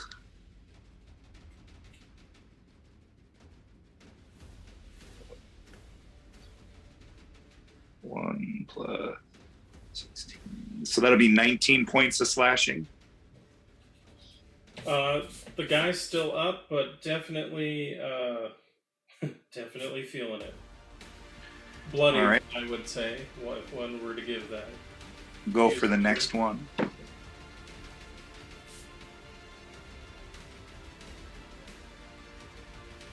That's plus 8. It's going to be minus. Dirty 20. That will hit. All right. Jeez, damage die rolls are not great on this round. 17. That'll be 20 points. 2-0? Yep.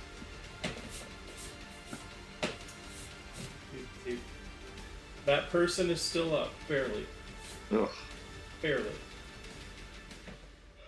All right. So close. Hold on. I forgot my rage damage on that. Oh, if you forgot the rage damage, then you kill them. Yep, it'd be 3 points of rage damage on that. Literally had 1 hit point left. Nice. So yeah, no, with the rage damage, you whack that one. And technically, I forgot my rage damage on the swing before, but that doesn't matter. I don't know why D&D Beyond doesn't add that stuff in. But anyway, besides the point. Gonna run over then, because now I have an extra hit with my bonus action. I'm going to make my way towards the guy on the west then. This guy? Yep. So you 5-foot step, Perfect. effectively. Keeping me within 10 feet. Yeah, you're 10 feet of the guy. Yep. All right, perfect. And then I'll take my swing.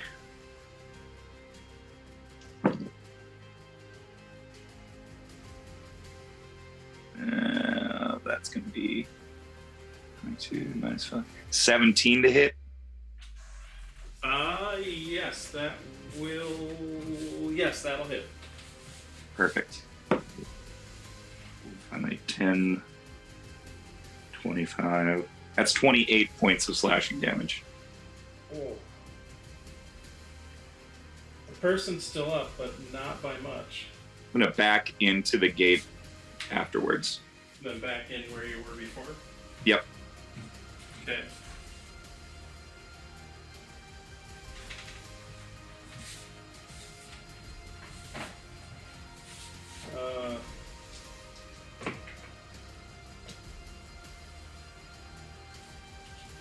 And that's my turn.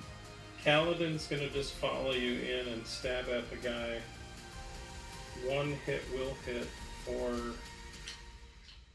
8 plus d6 7. Wow, okay, so that's another 8, 14. Dang it, still up.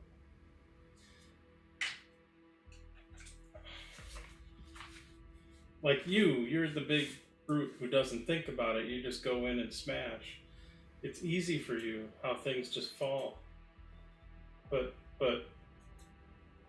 Kaladin is more about trying to use finesse and get in, stab, and get out. And sometimes he hits, sometimes he misses. It's kind of a sad.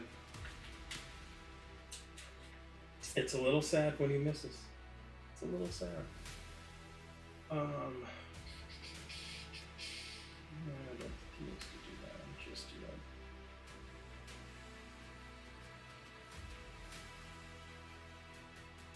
You know what? Why not? He'll do a witch bolt.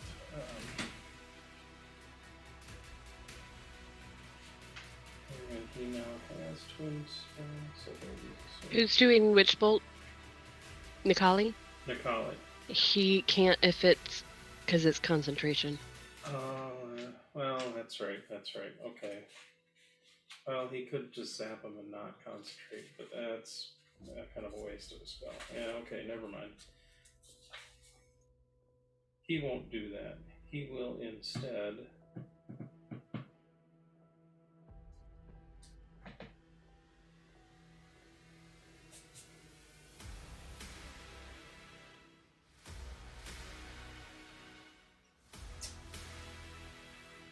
He'll do a shatter. It ain't great, but it is what it is.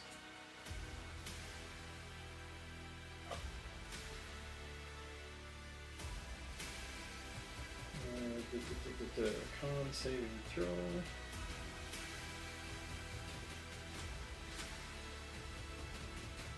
+3, nat 1, haha, take that.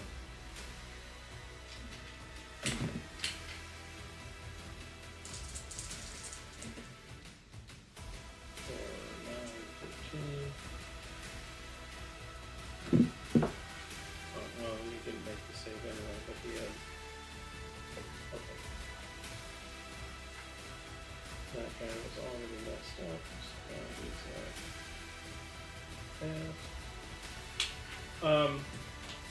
so you hear this horrendous cacophony of sound kind of wrench the Warforge that's kind of directly in front of Nikali, as this guy is kind of rent and shorn. Is still very wounded, but is technically still up. And that's it for the outer gate crew. So then next up would be the Warforged, which they are definitely going to move up and attack.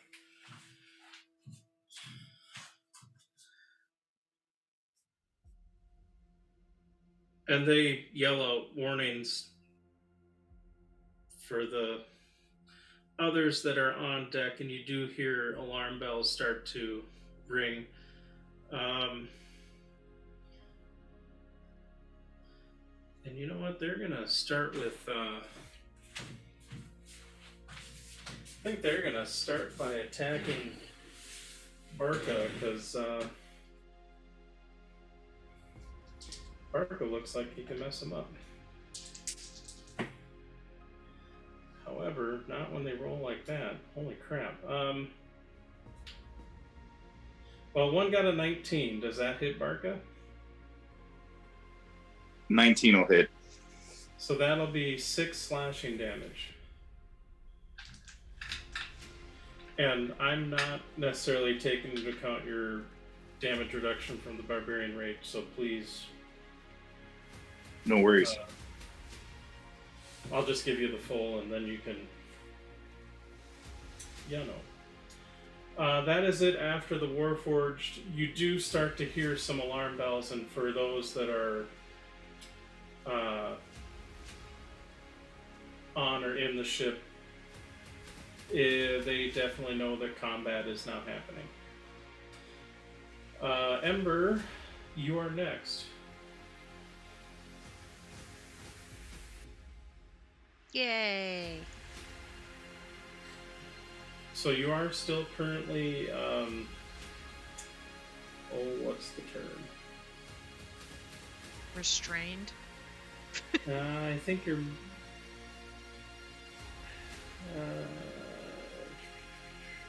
incapacitated? You are restrained, however, I'd say you're kind of a mix between restrained and paralyzed. You're not fully paralyzed necessarily, Right. but some of the paralyzed things, actually, what does incapacitated? Where's that one?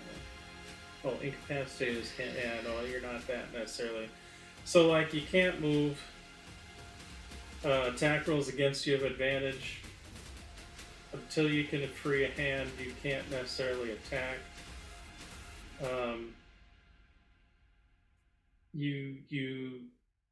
I'm gonna say you're kind of like paralyzed. You automatically fail strength and dexterity saving throws. Technically, any attack that hits you is considered a critical hit, at least until you can get partially freed. So admittedly, it's not good, but you do know that if you move your mouth around or to kind of knock it off, you can knock off the gag.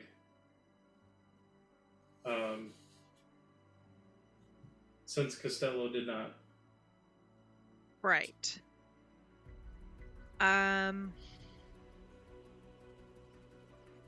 Okay. Do I hear anything? Oh yeah, you heard a lot of loud kabooms. Oh. That sounded like thunder strikes. Oh. Okay. So wow. Yes, and in fact, Gotcha. There's officially a ruckus. Yep. Ember. There is officially a ruckus. This would be what Rhiannon had spoke to you of as being a ruckus.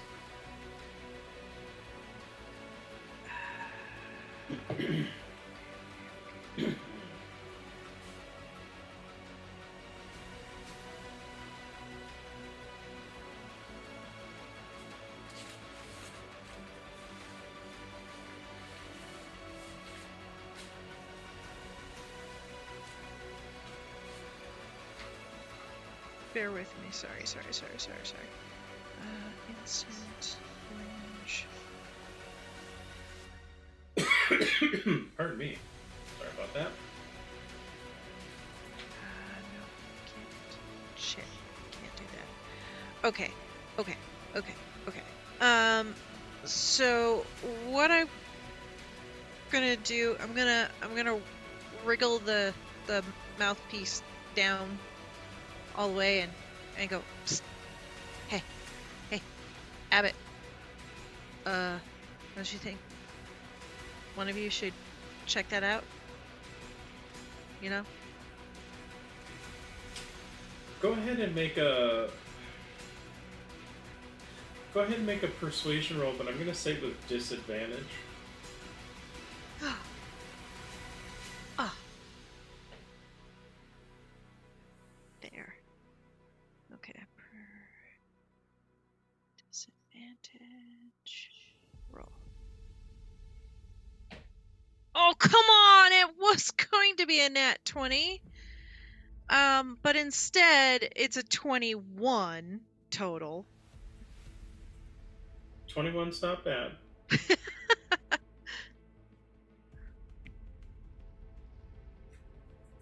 It would have been a lot more. Like, a lot.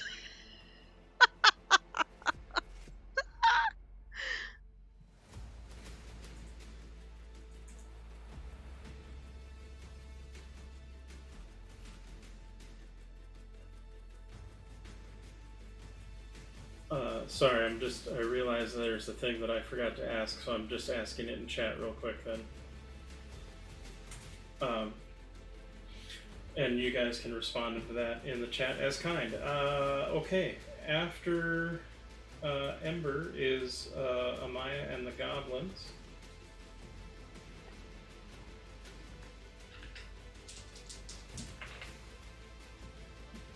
Oh, that was a shitty roll.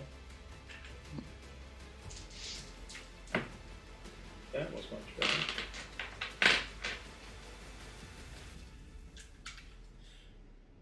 So Amaya, admittedly, you do see better hit, though. Go Goblins. So you could definitely tell with the alarms, they start taking some evasive maneuvers, and you see one of the Thorn Launcher shots goes wide. But you see the other one... Oh, that was easy, man. You see the other one, though, punches through and just tears a huge chunk out of their... kind of out of their keel. Or not out of their keel, out of their... effectively, they're sort of the sails that they use more as the rudders, the steering, maybe call them the ailerons, I guess, as far as a roughly aeronautic term, but and just tear one to shreds. Go Gobos. Yeah, they hit for like 30 damage. It was an impressive roll. And is Amaya herself within about 150 feet of the boat? Yes. Okay. And for Amaya's part, she's just going to lob one of her sun grenades on kind of top of the deck there. Okay. So that's a 20-foot radius, so we want to have it a little ways away from our allies. Okay. And they I'm have to make just a gonna- Constitution save. I'm just going to roll like a couple of dice to see how many people you potentially hit. Sure.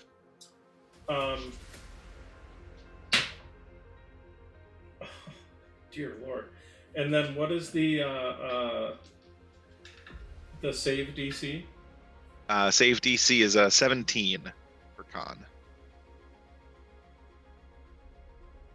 Well, I don't think any of them have a constitution that cool. So, plus 3 plus 0. Plus 3. Yeah, no, they all fail. So go ahead and roll the radiant damage, I believe it is. Yes. They will all take 9 points of radiant damage. Only 9? Well, I'm starting out small. I figure I'll throw a couple of basic ones, the ones that I can just do for free. And then once they start going, oh, these things aren't that damaging, you throw the big one. That's fair. And I believe then that is Amaya and your Gabos. Then it is Gavin, Liddy, and Ember's Goblins. Okay. So Liddy is just gonna ready in action to attack someone that comes through the portal that's not a crew member. I'm going to use sorcery points to quick cast Armor of Agathis Okay. on myself. Is that And a then- quicken Yep. spell or? I will use Gotcha. quicken. I will use both my sorcery points to cast quicken spell and cast Armor of Agathis on myself, which gives me 25 temporary hit points. And then I will use the rest of my action to ready in action to repelling blast anybody that gets within, we'll say 20 feet of the gate that I can see. Well, there are 2 Warforged that are literally about 10 feet from the gate. They're right in front of where Arca, Nakali, and Kaladin are. Okay, then I'm gonna pick one. Does one look more damaged than another?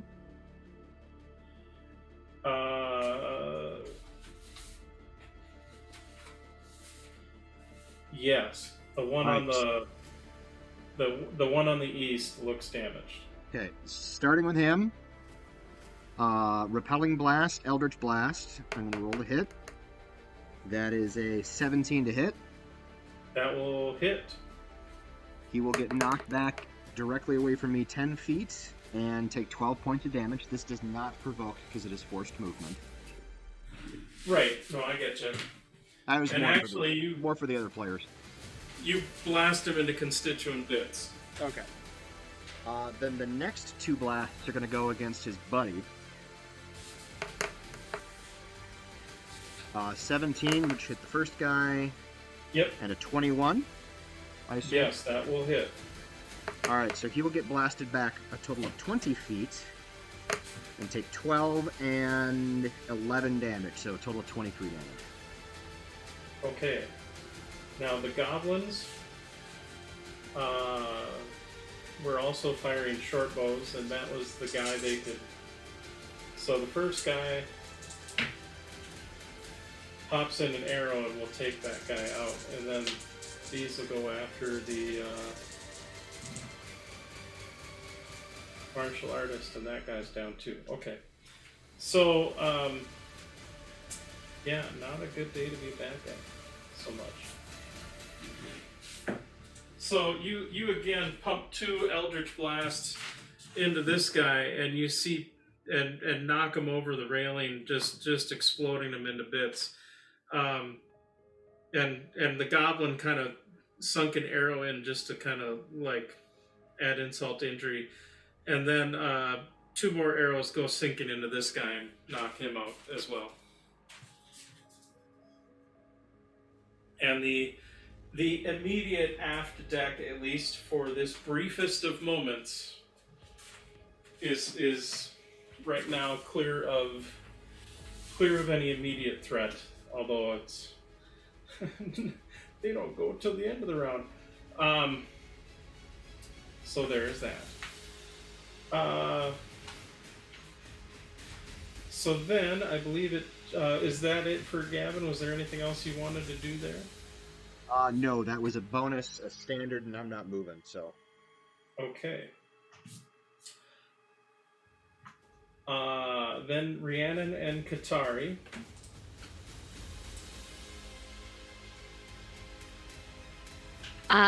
Okay, we are at the bottom of the steps, or I'm at the bottom of the steps. I know she's started opening doors. Well, she was like maybe 10, 15 feet away from you, so not too terribly far. But I'm at the bottom of the steps. You're down at the steps, you hear the bells up above, plus lots of screaming and and boom, and there's this really bright flash of light that luckily you know to kind of turn your head a little bit. Yeah. But it is chaos, and you do see there are people sort of mobilizing in that regard. In fact, I would say go ahead and make your stealth check. Oh, am I making them every round? Yes, for right now, while there are people kind of running past and whatnot. Like, gotcha. Because there is potentially a chance someone could bump into you in the rush. Yeah. 21. But not with a roll like that. So, in fact, you managed to kind of plaster yourself almost like inside a doorway as people start to rush out and start running up the steps to see what's going on. You see lots of Warforged and lots of Inspired. Excellent. My iPad. All right. Okay. I need you to stop using it and plug it in, because I'm gonna need it. Sure. We're gonna do this. Okay. If you stay So- quiet, you can be out here. You can fuck around on your phone, or you can. I mean, honestly, you could play a video game. If a spell specifies that I can cast a spell centered on a point within range, if it doesn't say I have to see it, I don't have to see it, correct? Because it usually will Typically- specify that you can see. Most spells typically need line of effect. Okay. Okay. That's fine because this is a Can I ask, what is the spell? And then- cylinder. It's Ice Storm. If you grab the block, you don't. It is a 40-foot high cylinder, so if I am right by the stairs, I would just cast it where I can see.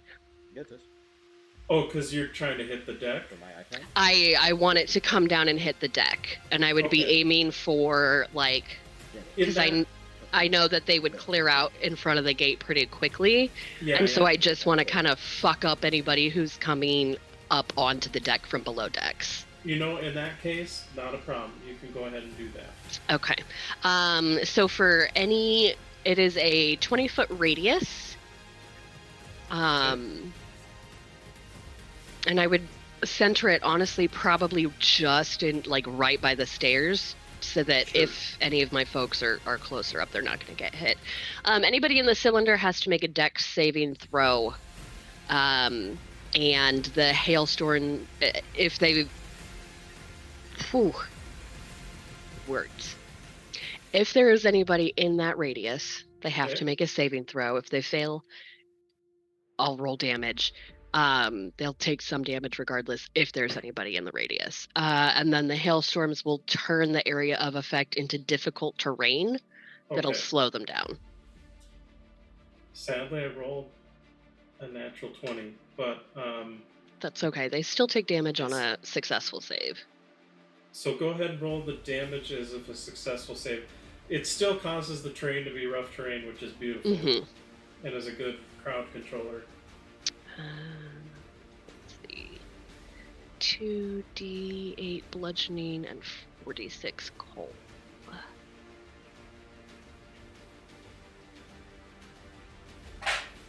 Roll high, baby.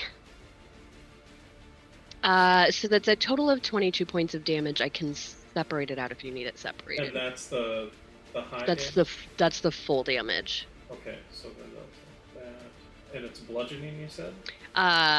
Some of it is bludgeoning and some of it is cold. I mean, nobody here has any Okay. damage resistance. Unless you count psychic damage, but I don't think it's their... It's definitely not psychic damage. Definitely not psychic damage. They're big ol' hailstones crashing into the deck. And I will continue down the hall, and I'm looking for doors that haven't opened. Okay. Or any doors where somebody has stopped outside of the door looking like they're guarding it. Gotcha. You do see Katari go off towards the front, kind of doing the same thing, looking for, like, stopping at some doors, and then, like, you'll see she'll, like, step in, and then come out of another door, and then, like, almost kind of pulling a little bit of the Scooby-Doo. Yeah. But, and I'm definitely listening as closely as I can for, hopefully, Ember making sounds. I have a 17 passive perception, or I can roll, and I have a 22 passive int. Investigation, sorry. We'll get back to that immediately with the bells and all the alarms and stuff going on, plus the sleet and the thunder. It's kind of a cacophony of warfare right now, so it's kind of hard, even with as good of ears and eyes as you have, as perceptive as Rhiannon is, at least until a lot of them start getting up on deck and away from you, it's going to be a little chaos. So then we have archers, which there is one. So back on the deck, there is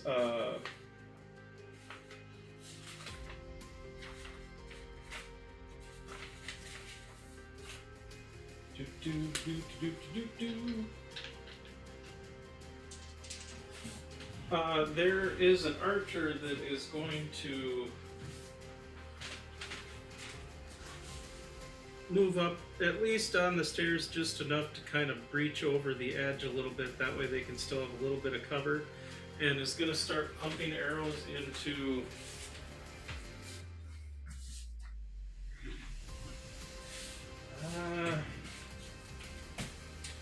Barca's the biggest one.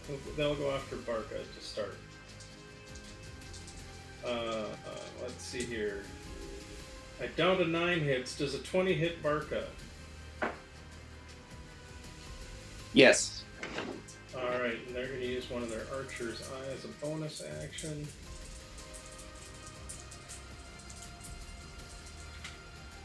So that's going to be 12 piercing damage. Okay. That's a bonus action, so they don't get anything else. They're shot, and that's it. And that is it for the archers. There are 2 martially arties that are on the deck as well.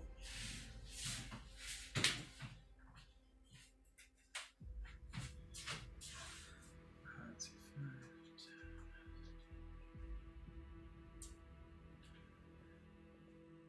10. All right, and those guys move up. They're gonna start by attacking Barca. I'm gonna say because of how you guys are set up, even though there are multiple guys on you, they're not necessarily gonna get any advantage from because they don't obviously have a flank. You guys are definitely covering each other's butts. So they come in just making a bunch of fisticuffs and punches. Let's see. So I doubt an 8 hits. Does a 16 hit? It does not. Does a 20 hit? It does. So that will be 7 bludgeoning damage, and then I need you to make a Constitution saving throw.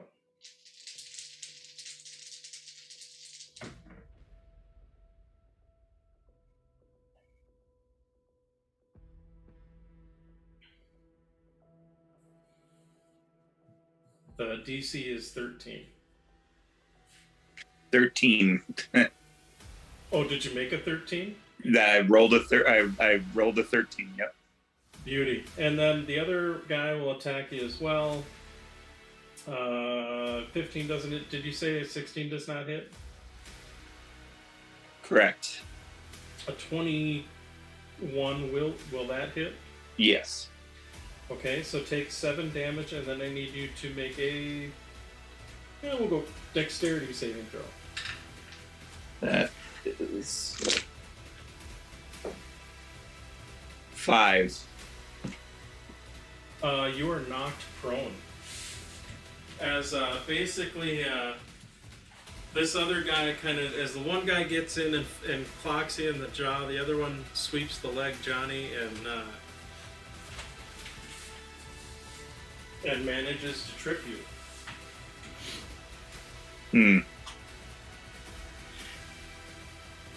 And you know what is then, I think...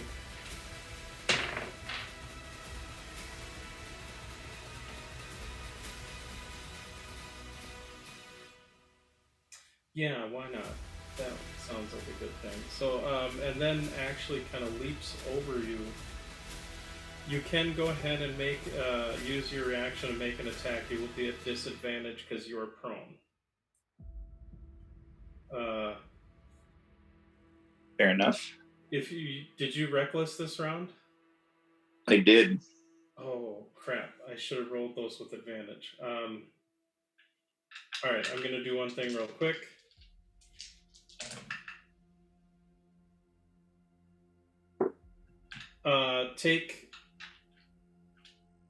With advantage, take another, we'll call it 14 damage. Because they would have had a little bit easier time of hitting you. That will hit the guy. But he is going to try to leap over you and go through the portal.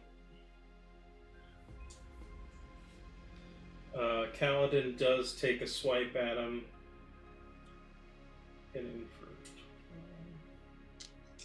and does cause a decent gash across the guy's shoulder. Go ahead and make your... It's 17 with disadvantage. Actually, that, even with disadvantage, that hits. Oh, sweet. All right.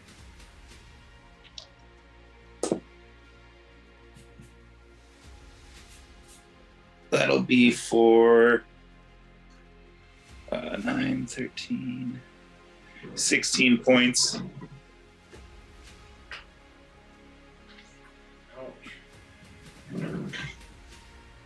Rethinking life choices. All right.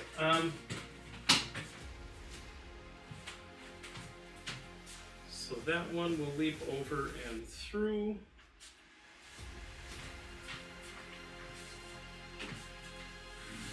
Does Barca Something have happens Sentinel? I'm sorry, what was that? Does Barca have Yes. Sentinel? Yes. So technically, that means he can't move. When you hit him, because you hit him, he can't move? With an AOP, yeah. Yep. Okay, never mind then. He's still in front of you.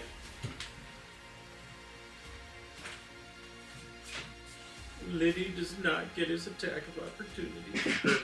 Is ready to attack. That is probably okay. I suspect we're going to get to that at some point here.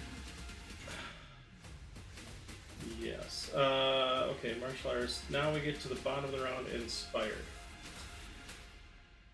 Ember, Yes. you see the door opens up and you see the mistress, the inspired that you had been dealing with the crystalline crown, is walking in very briskly, has a something wrapped in a cloth that's, for lack of a better term, kind of baby size, like, but is very kind of oval and smooth in appearance, almost like if you were to guess without seeing what's inside, you'd almost think like an egg or something along those lines, kind of that, slightly that shape. That's cool. But also carrying a bit of a staff, and you see she comes in, and of course, as the door opens up, you start hearing the yelling and and now hear it a little bit more, the kabooms and the yelling and all that kind of stuff, as you see different people and Warforged are rushing up towards the top. And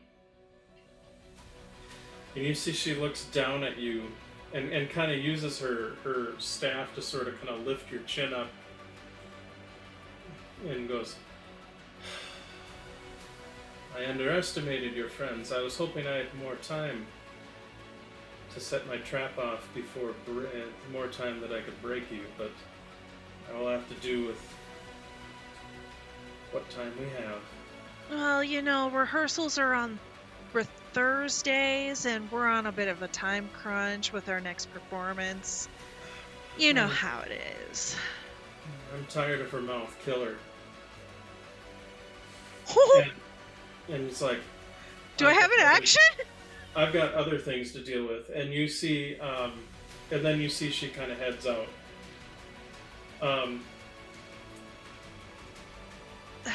I need you. Fuck. So I need you. This is like the role of roles, because you have been working on Abbott and Costello. I would like you to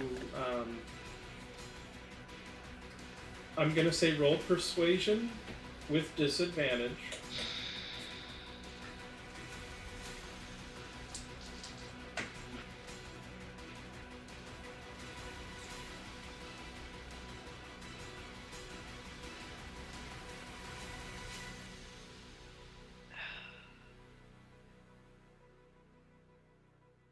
Persuasion disadvantage.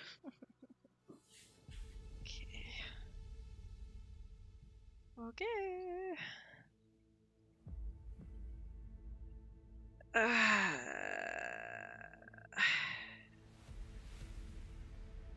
19. Okay. You see Abbott.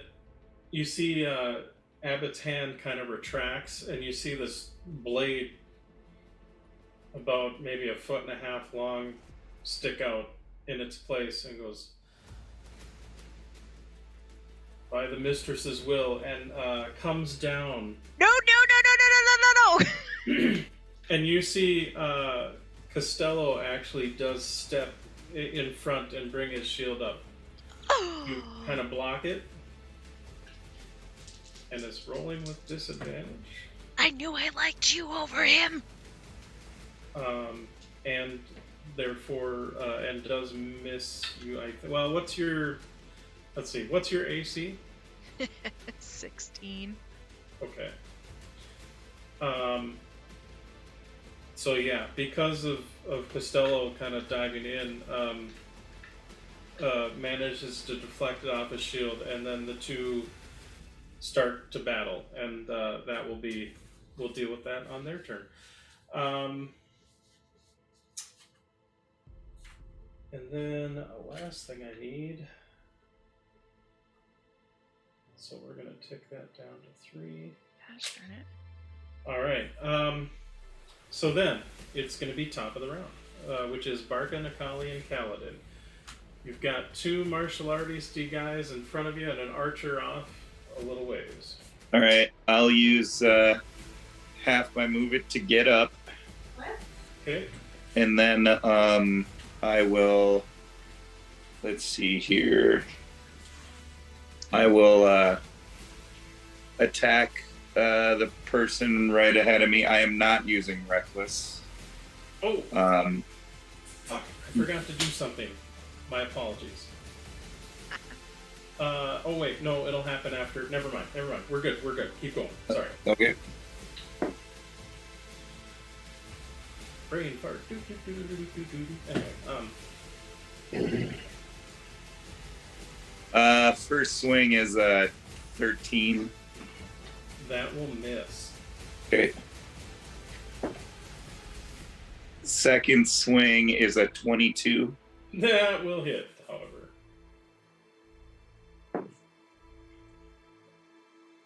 All right, so that'll be 10.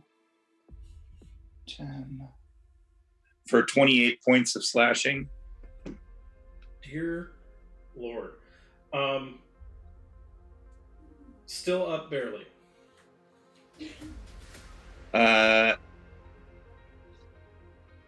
That'll be my turn. Okay. So, I would like, Barca, I think it'll affect you most of all. I would like you to roll 2d6 and let me know what you get. Or actually, scratch that. Roll a d8. Let me know what you get.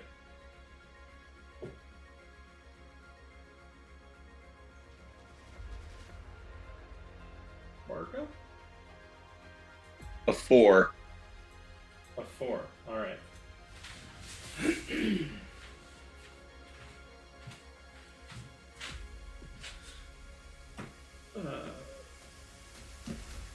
Four Warforged start to get up onto the decks, and for right now, they're going to be like at the base of the steps, but 4 more Warforged have joined the battle.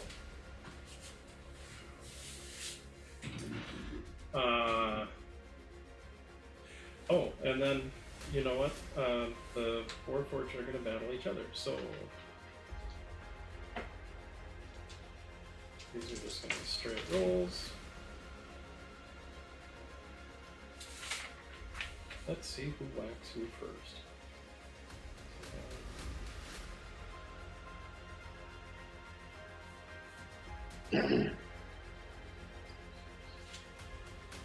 Sorry, are we on Barca's turn or are we on the Warforged turn? Oh, my apologies.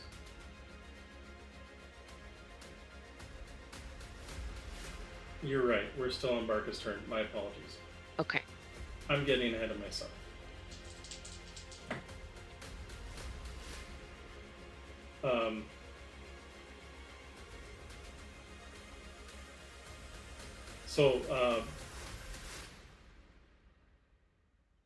My apologies, Barca. So are you...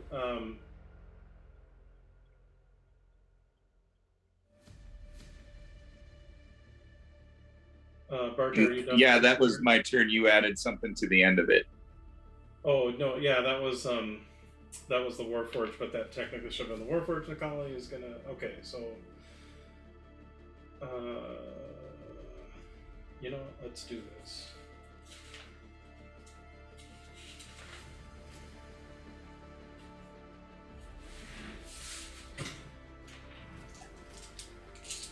go ahead and roll me two. If someone can roll me a d20 or two d20s, keep them separate.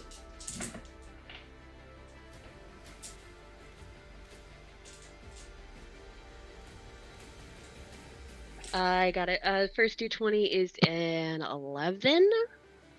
Okay, that'll fail. Second D20 is a 10. And that will fail. And just as a reminder that until the end of my next turn, that whole area should be rough terrain. Yep.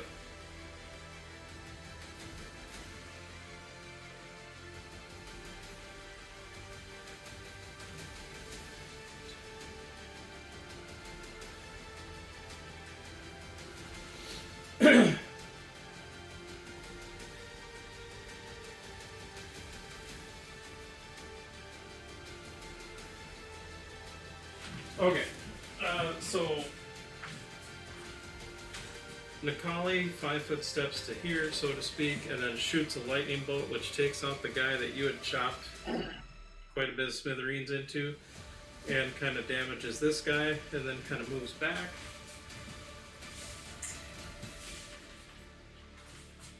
And then Kaladin is gonna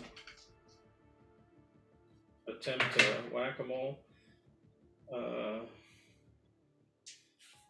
And the crit, which will hopefully do some crazy damage. +7. So 14, 20. Okay, that's. The guy's still up, but the guy is the martial artist that's kind of sitting right in front of you is a herding unit, and between the lightning bolt and Kaladin, and is looking much like his other charred brethren that you chopped into smithereens there, Barca. Now we jump to the Warforge. Those Warforged that are on the deck got on deck. That's where they're at.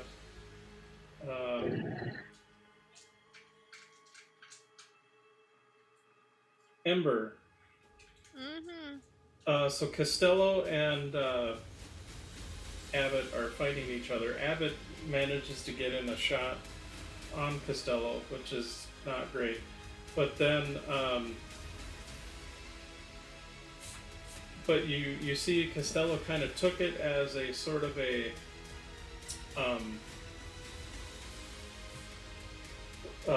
kind of, in a way, wrapped his arm around to sort of like pin the other guy's arm in place, and then kind of did sort of an uppercut with its own blade that kind of did some severe damage to Abbott. And then you see with a second attack, what looks like kind of a crazy swing actually comes down and chops some of the funky bars and pins that is part of the funky sort of Doctor Strange-esque harness that is on that is currently holding you in place, and you feel you now have a little bit of wiggle room. It's not perfect, but you're definitely not stuck in sort of the spread eagle, super uncomfortable fashion that you've been in. Enough to say maybe to do some hand gestures for a spell? Potentially, if you can get your arm free, but now you have some wiggle room that you can try and do so. I would like to do so. Ugh, on my turn. God damn it. Which is now your turn. Oh. Yay. I would like to do that, please. Okay. I would first like to... Oh, God. No, I can't. So what I would say is if you have... Do I have anything that I can do? I would say you could roll... I'd call it either, like sleight of hand or...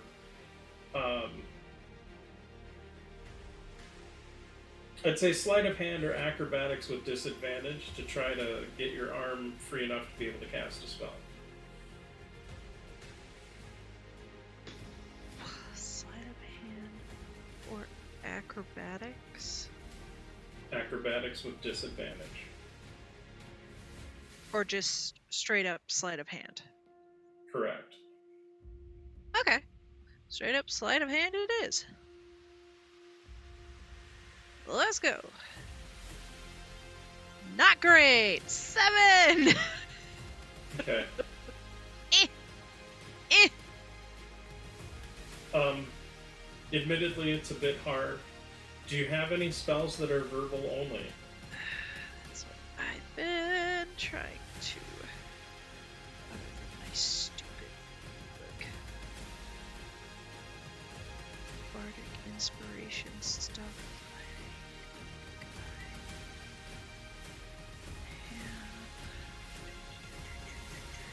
Which is like, come on, I'm a bard. There should be something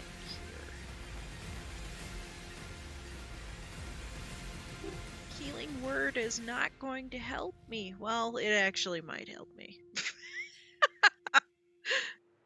Well, and I will say this much. You do know that Costello is damaged. Oh, Costello. I'll give you that. What you decide to do is up to you. Oh shit, no. Nope. I do have verbals. Hell yeah. I just had to look higher. That's fair. I figured as a bard you probably had a few. I was like, I have to. Yeah. Okay. Okay. Okay. Shit. Costello. Abbott, why did you have to be such a bitch?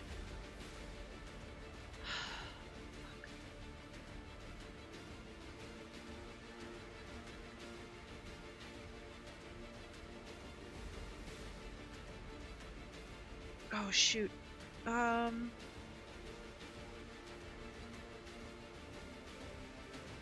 Do I know if Warforged are immune to psychic? Being that the primary Warforged you dealt with, which seemed like years ago, but was only a few months ago, was I forget his name. It was like I think it Sentinel or was something. Costello. But you don't know for certain. You don't. You just haven't been around a whole ton of Warforged, at least in a camaraderie. You know, It was Casanova. I hate Casanova, thank you. Yeah, other than Casanova, which you've only dealt with a little bit, you didn't really, and who left fairly shortly thereafter. Shit. You didn't really deal with any other Warforged in a more. They should be able to take psychic damage. They should be able to. They should. Oh god. Costello. I hate to do this to you, buddy. Actually, do I see that? Do I see the bitch? Did she close the door? What was her name?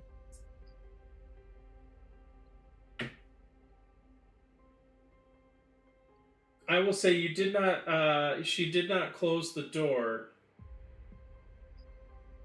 Well, actually, even or odd. Odd. Okay, I rolled a 3. She did not close the door. However, you did see her disappear and apparate or disapparate away. Damn it. Fine. Okay. I'm sorry, Costello, but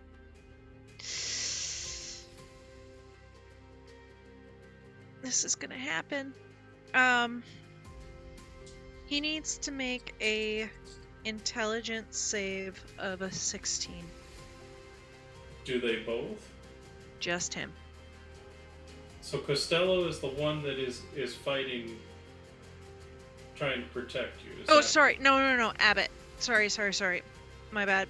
Nope. I just wanted to double check and make sure. Nope. I fudged words. Okay. No, so I love my protector. Abbott needs to make a what save? An intelligence save of 16. So D20 roll. Rolled a 6. Okay. Okay. So that would be a failure. Okay. So, with a tear in Ember's eye, she whispers, "I'm so sorry, my sweet, sweet abbot. But I heard a rumor that you were gonna die today. And I cast, Rolthuman's Psychic Lance Okay. at a 6th level. How much? So he takes 9d6 psychic damage for a grand total of 30. Plus. Hang on. Shit. Hang on. Plus. I don't know if this makes a difference, but 5 points of fire damage Okay. as it releases from Ember's aberrant mark. You see, Abbott's head kind of shudders for a moment as they're sitting there, and kind of hand-to-hand combat, pushing each other off, and kind of looks over at you, and then you just see the two glowing eyes almost like just shatter out in little shards of crystal or glass, and you see these little whiffs of smoke, and Abbott just crumples. I love that so much. And Ember just sobs and puts her head on Costello's shoulder. That's all she can do. Okay.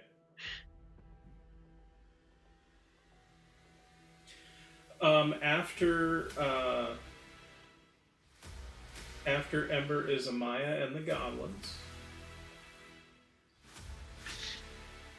Okie dokie. Oh, that should have made some noise. We'll get to that. That's fair. The good news is the door is open, which helps. Okay, the goblins only hit once, unfortunately, but God, I'm rolling good damage for them.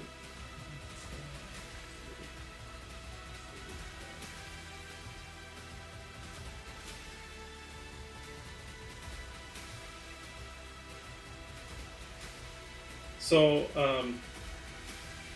you know what? So, Ember, as you're sitting there, sobbing a little bit, and you see, like, Costello kind of puts one hand, like his blade kind of goes back and puts one hand on Abbott, and then another kind of on you. You see, all of a sudden, this thornish spear, like, pierces through the wall and goes and sticks about a foot into the other side of the room, kind of narrowly missing where both you and Costello were. And you see Costello looks at that and is like, right, we need to get you out of here. And then we'll proceed to start working on getting you unhooked, but that'll be probably his next turn. Yeah. So the goblins did some damage, and their ship, the airship, is looking pretty messed up. Amaya, for her part, will launch another one of her light grenades on the deck. Okay. And just kind of keep hammering that area for anybody who might be coming and going that might be unfriendly. That's fair. Somewhere off in distance, you can hear Ember Go yelling, ahead and "Stop damaging let's my see. You said it ship!" was a Constitution saving throw. Yep, Constitution save DC 17. Yeah, I'm no, pumping. they. And I'm pumping 1 key point into this one to add another 2d6 damage. So that will be 15 points of radiant damage. Okay. They're gonna. That may change what some of them may do. They don't like that. Don't like it at all.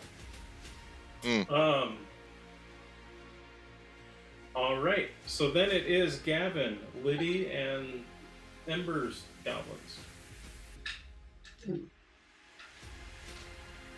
Alrighty. If I recall, there was a martial artist somewhere nearby. There is one right in front of Barca, I'm gonna. who, to be quite honest, is looking pretty beat up. I'm gonna hit him with an Eldritch Blast. Okay. He's not gone this round, has he? No. Okay. Then I'm gonna eat up some of his move, and I'm gonna knock him back. Assuming I hit. 11. 11 will miss. Okay, second beam. 30-20. That will hit. And final beam. 16. And a 16 will hit. So you hit him with 2 bolts. So he'll get knocked back 20 feet Yep. for a total of 16 force damage. Okay, and you not only knock him back, but his lifeless corpse kind of like crashes into some of the guys that are below deck trying to get on top. Let's make some rough terrain with corpses. And go ahead and roll me a d4. D4. That is a 3. Knocking 3 people down, Nice. which is kind of badass. That is cool. The goblins are gonna go after that archer lady that is trying to be all covery.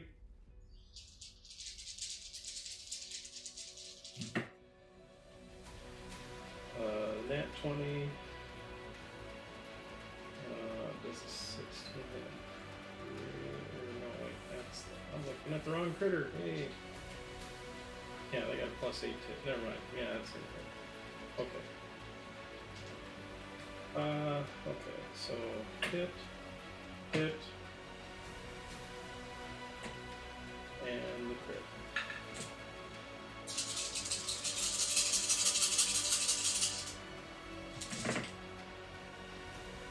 Yeah, this is not going well for them. 20.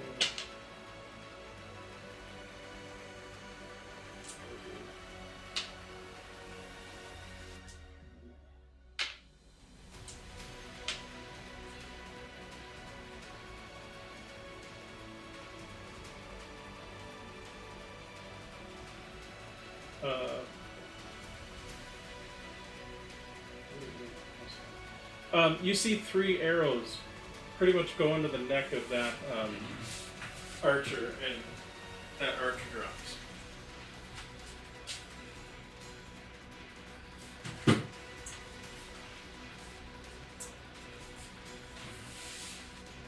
And that is it for the gobos that are with Gavin. And Liddy kind of sighs and then just readies an action to again attack anybody that we don't like that goes through the gate. Teehee. You actually hear Liddy kind of mumble to himself, Gavin, I was hoping I could eat at least one of them. Oh, we'll figure something out. I feel like you'll have to let one get past you guys, just out of pity for poor Liddy. Keeps kill being for Lily. denied his snack. Yeah. I love it. So then, what I would like to do then, then we go to Rhiannon and Katari. Yes. You didn't have Go any ahead dinner. and do another. Go ahead Stealth and make roll. another stealth roll. Mm-hmm.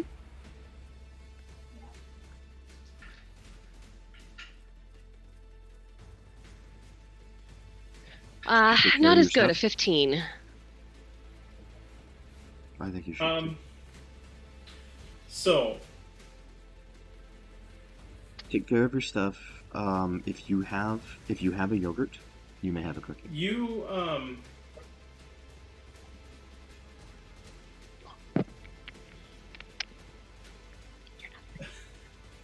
Good night. I love you. we have to wait for small adoration. Lots of kisses. It's bedtime. Bedtime kissings. Mhm. So you are heading down a path. Oh, and that's right. I also wanted you to roll even or odd. Or Am I you caught? pick even or odd. I mean, Ember's been going odd, and it's been working real well for her. So I'm gonna stick with the odd. okay. You happen to hear. It's not so much that you hear it because it's loud. You hear it because it seems out of place compared to the rest of what's going on. But you hear some sobbing. And you kind of look down and kind of skirt the corner of this hallway, and you see that there is a door that's kind of swinging open and closed a little bit. And as it opens, you see that there is a warforged kind of bent over Ember in this kind of funky. Again, if you've seen the first Doctor Strange movie, that kind of funky sort of ratchety thing that sort of had him.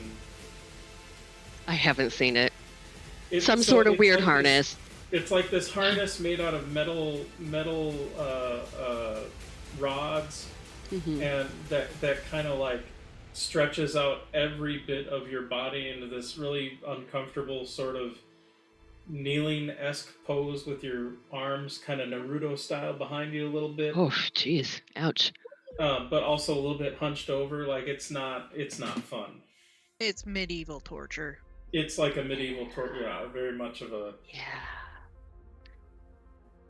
But you see there is a warforged that is kind of over her doing something to the harness, and then kind of stops because as you realize with the ship being attacked and whatnot, and the ship is starting to move, all of a sudden its movement starts to throw you a little bit off, and you kind of bump into the wall a little bit, and you see it kind of looks down the hallway and kind of pops a blade out from where it's like one of its arms where its fist was, and starts looking down the hallway. Ember, what's your passive perception?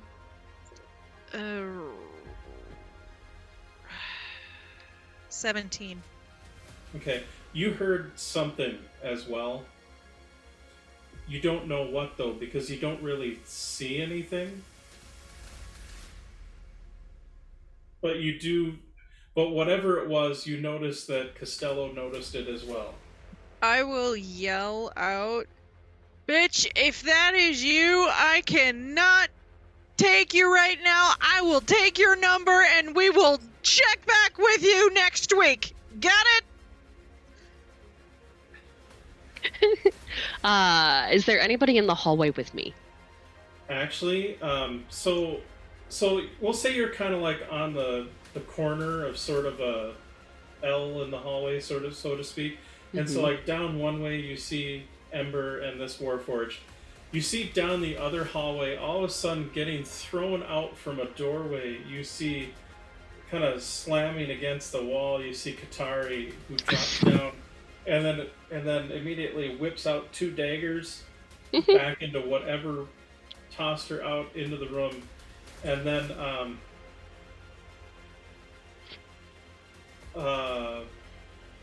She's fine. tosses 2 daggers to what appears to be like the little light globes or whatever that are the sconces, Ah. and hits them, whacking them out, and then you hear a kind of a poof. But you can tell she is fighting somebody, and you even hear down the other hall, "Intruders!" She's fine. I'm sure she's fine. With my true sight, I don't see anybody invisible. I don't see any. You do not. Okay. You do not. Now, does that also work like a detect magic, or is it just invisible conceal? It is just the conceal. The. Okay. You do not. You see the Warforged. You see Ember. That's all you see currently. So it allows me to see in normal and magical darkness, invisible creatures and objects, automatically detect visual illusions and succeed on saving throws against them, perceive the original form of a shape changer or a creature that is transformed by magic. Yeah, none of those apply. You're good. Okay.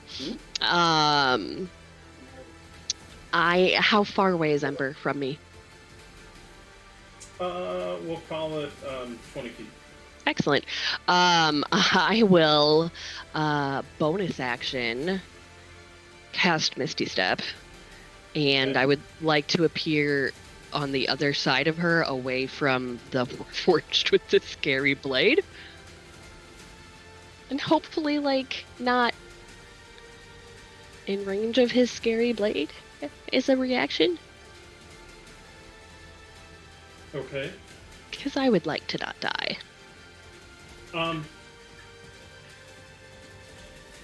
You do notice this much. The Warforged is actually going to use... So, your stealth roll was low enough that even with the I mean, you do kind of apparate, there's a little bit of a pop or whatever, from a small teleportational effect. And you see the Warforged, and so you notice the Warforged's attention kind of drifts in your general direction. You see, as a reaction, it puts its shield pretty much over Ember. Oh. In very much of a defensive kind of... So, were you to attack Ember, you'd have disadvantage. Gotcha. That pleases me. Luckily, it's a reaction to do that. Yeah. I will just kind of hunch behind Ember away from him. Just kind of in her ear, I want to be like, your mouth always seems to get you in trouble. Did you actually make a friend? I'm so proud of you.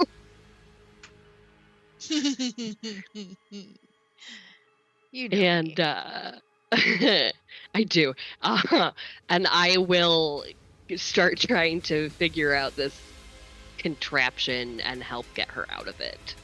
Fair enough. It will then go to the inspired archers. I would like somebody to roll me a d6.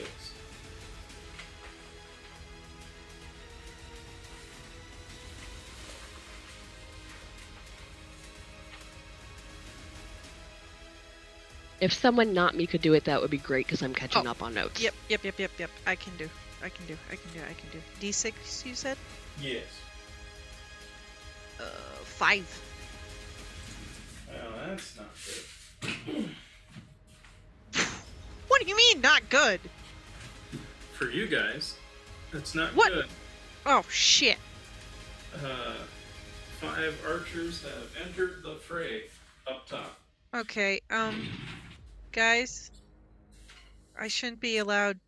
However, they get up there. That's their turn. They're there for next round. And well, you're fired, Ember. The boys could have stepped up. Ember, you're doing great. I would also like you to roll a d8. No. If someone else is willing to roll a d8 in her stead, you are more than welcome. I'll do it. It's fine. I'll roll my pink fuzzy dice. Did you say pink fuzzy dice? Yeah, on D&D Beyond, you can swap out which dice you roll, Nice. and I have the pink fuzzy set right now. Because I before you said D&D Beyond, I had so many questions Oh, as to how well fuzzy dice roll. But You know, but does it really surprise you though? No. It doesn't. No, it's more the curiosity of how well they roll if they were actual fuzzy dice. But that's it. Regardless, now I want to get fuzzy dice. I'm sure someone makes them. So Yeah, what'd you get on your D8? I'm googling this. Sadly, 5. Guys, you can't. And some martial artists show up. No.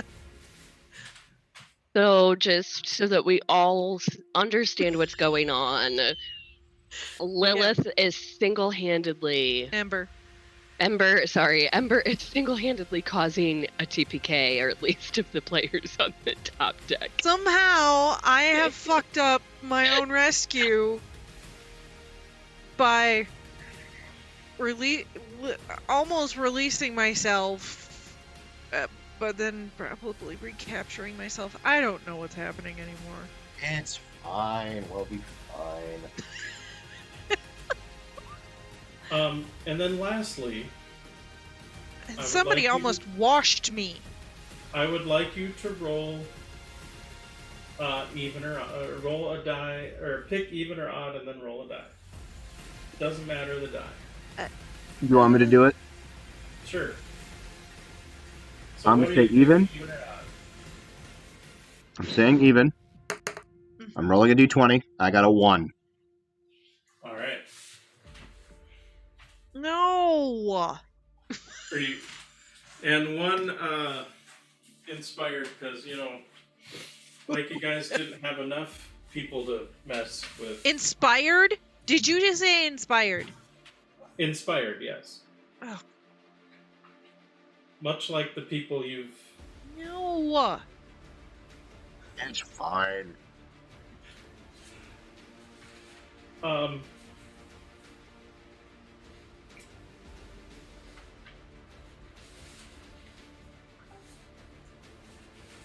And then we are gonna tick that down.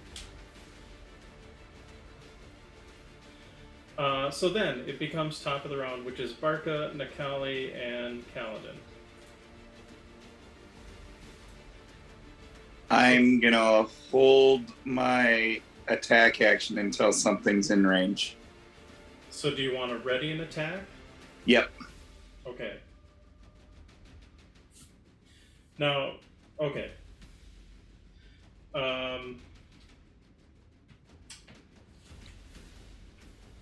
Let's see. Kaladin.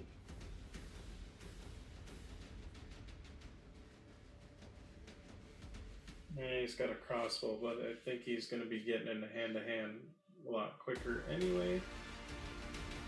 He's not going to necessarily do anything. However,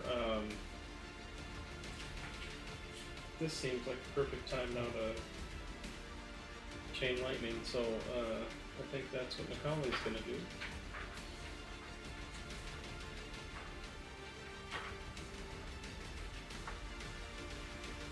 Yeah, right there. There we go. 10d8. Someone do me a favor on your. Well, actually. Never mind. I guess I. What you need?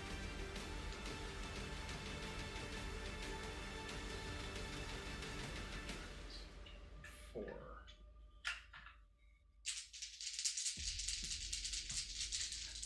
That's like a lot of dice. I hope that's good for us. It is a dexterity save. +4, +2, +3, +1. So yeah, none of them even get close because Nakali Flex is good. Okay, I need to roll. Can somebody roll me? Let's see. I got 5d8 here. Can somebody roll me another 5d8? I got it. I got it. nominate Adam. Thank you. Sorry, I responded but realized I was muted.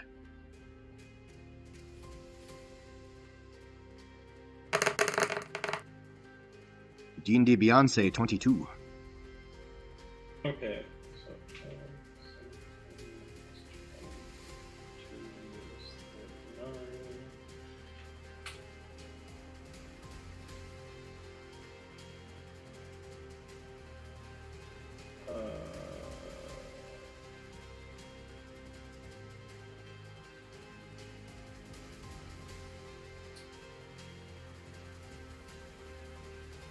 right, I can do math. Right.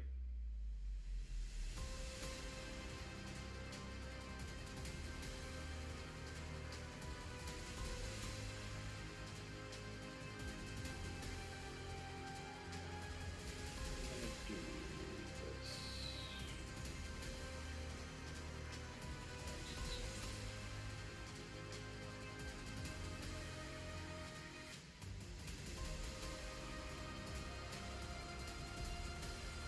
Uh, 14, 15. Sorry, I realized this was really riveting, me doing math. Yay! So Nakali tears in with a chain lightning and will manage to take out the Warforged.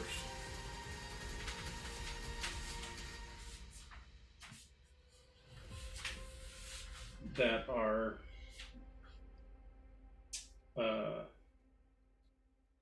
that were kind of immediately came in on deck.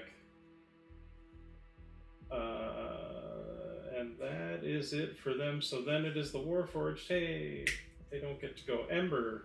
Well, actually, let me rephrase. Rhiannon. Yes, it me. Being that you and Ember were talking to each other,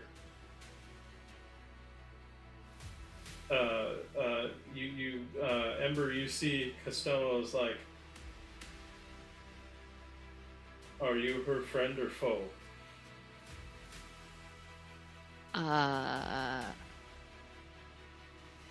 Considering that I'm not like shivving you right now, and that I'm trying to help her out of her bonds, I'd say it's a pretty good call that I'm her friend. I'm here to rescue her. I'm the rescue party. I'm just invisible right now because I'm awesome.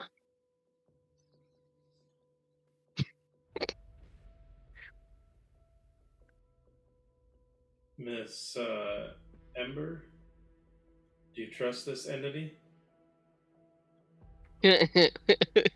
Rhiannon starts giggling a little bit. Ember gives a soft chuckle and goes, I'm too tired for a sassy retort. Yes. Okay, and so Yes. then you see this Warforged puts the blade away, and you see hands come out, and then starts to undo the restraints. And so with your help, because I know you said you were going to do that, you are able to get Ember free. Now, Ember, I will say this much.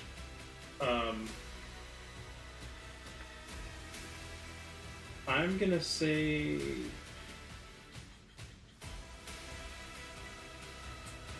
I'm going to say you have like 2 levels of exhaustion.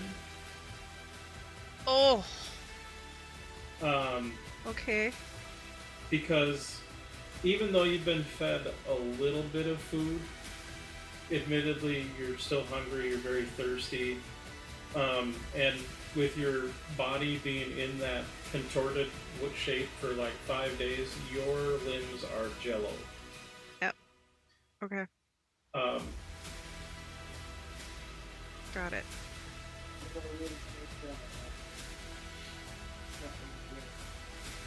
One to that. So you took it to that. Does she look like she's down any hit points? You did take it today. Mm-hmm. Definitely down hit points if I haven't taken any more I'd say- additional. I wasn't able to heal myself. No, but you had. I'd say you probably had the equivalent of maybe a short rest, so maybe not a long rest. But I'd say she's maybe, I won't say four hit points down. Admittedly, she actually doesn't look, other than of course all the kind of where the harness was holding her in place, like all the pressure there, like you see, her skin, how when you're pressed on something, like there's that, which her skin is kind of slowly coming from, but honestly, she didn't have a whole lot of actual bruising other than the harness itself. However, you do see dried blood coming from, looks like, from where her ears are, and for that matter, even a little bit coming from like her nose and even her eyes a little bit. That you, obviously, with your experience in magic and your extra experience dealing with learning the ways of the Clash Tower and dealing with all the inspired bullshit, you can definitely see as signs of psychic damage that she has taken.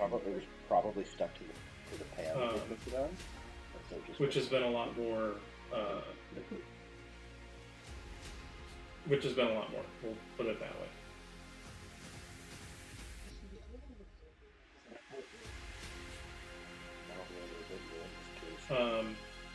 I think we got wibbly wobbly with turns again. Did Barca and Kaladin go, or did just Nikali go?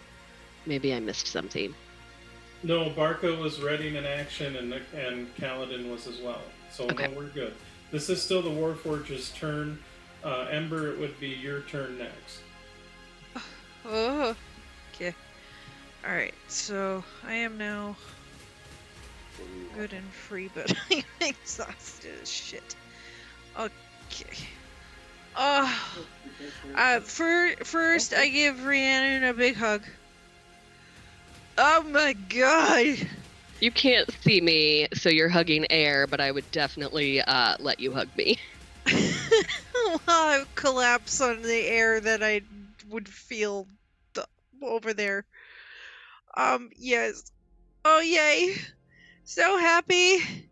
The food here is awful. I mean, they don't know what pepper is. That is Gods. a grievous sin. And you see it, like her lips are chapped, like they're. She definitely looks dehydrated. I am delirious as shit. You. Oh. Okay, puff of air. Take me away. And I just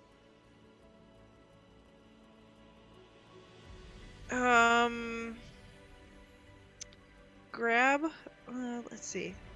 Since I'm touching her. Mm-hmm. And Costello. Mm-hmm. Sorry. All good. Just wondering if my dimension door will let me take both of them. I'm looking it up right now. Sure. I I can think it bring- just depends on what level you cast it. Along. Now, may I ask, do you have the spell slots to do so? Because you have not had a long rest. No, yep, that's what I'm looking at right now. I know I have the spell slot for Dimension Door. I just don't know if I can carry a person with me at the level that I have the spell slot open. Let's see. Teleport yourself from your current location. At fourth, you can bring one person with you. Fifth, I can bring? And Dimension Door doesn't actually stage up, so you can bring Yeah, others. I can only bring one. Damn it! Never mind. Do you say anything?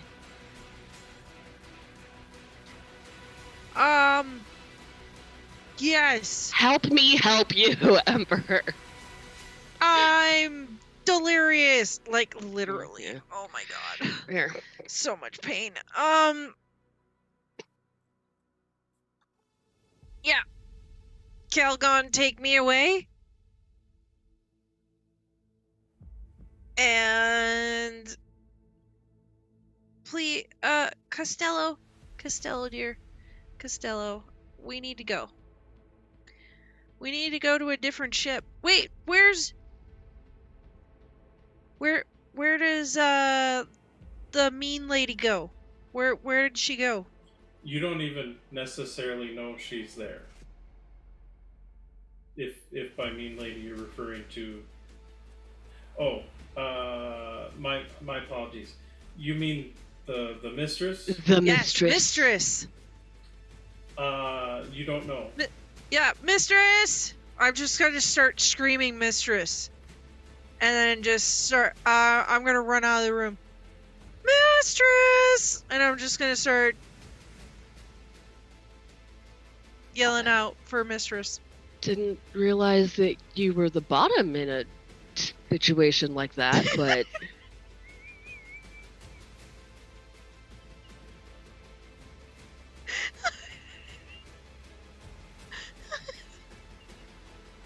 Is that it for Ember then?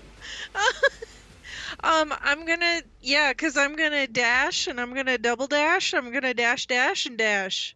Okay, so you Cause move I'm gonna about- look for mistress, cause we have unfinished business. You move with very wobbly legs, where you're constantly kind of... Yeah, I know. I Sort of have a walk- level 2 exhaustion, which means I can't do jack using the wall crap. as help.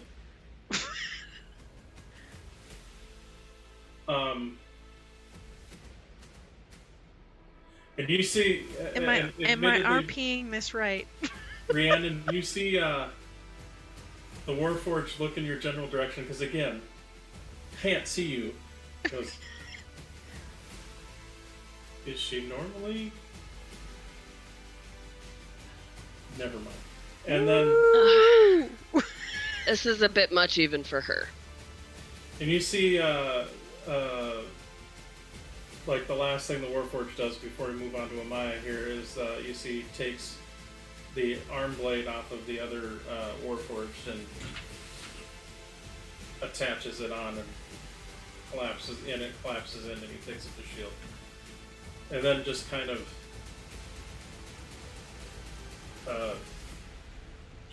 shall we? Off we go then.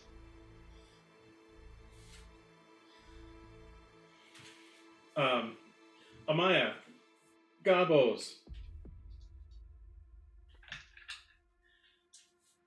Now, Amaya, I will say you do see there are a lot more people on deck. That looks like they're gonna get ready to go start attacking the portal crew. Yep.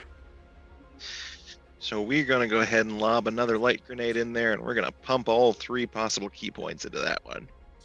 Okay. While you're doing that, I'm gonna roll some dice for the goblins real quick here. Oh!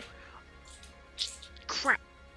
I do have a bonus action addendum if you would allow. I would allow. Oh! Okay, because this goes along with my screaming down the hall, if the mistress is within 60 feet of that yelling, my bonus action of undeniable logic will go off. And what does that do? The creature would have to make a DC intelligence saving roll of a 16 or take a D10 of psychic damage and have disadvantage on saving throws. before the end of my next turn.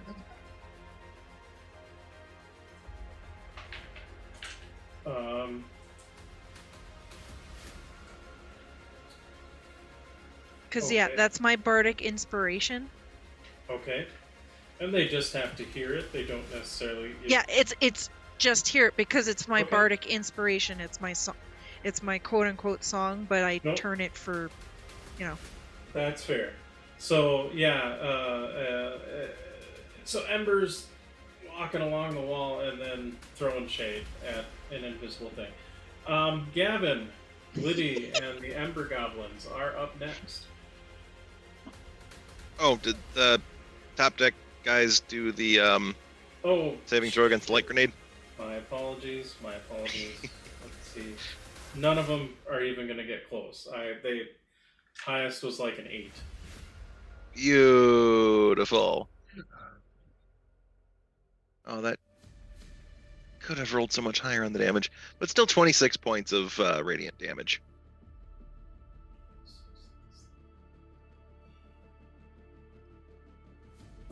Let's see.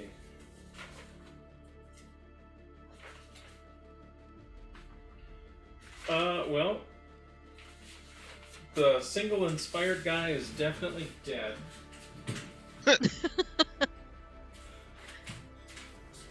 And admittedly, there are a lot of unhappy people. And that's going to maybe do some things when it gets to their turn, but they can't do that because it is not their turn yet. But they are all pretty effed up from the radiant damage because...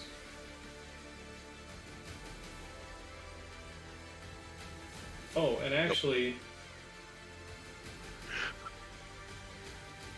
Right, I'm doing one thing wrong, and actually... we'll see. There's 5 of each, right? The 4 that had already been hit by the chain lightning, they just get wiped out with the flashbang of doom. Ah, yes.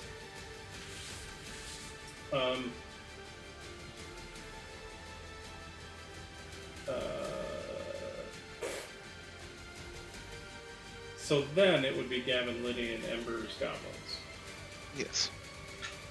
All right. I am going to, from my little portal space. That.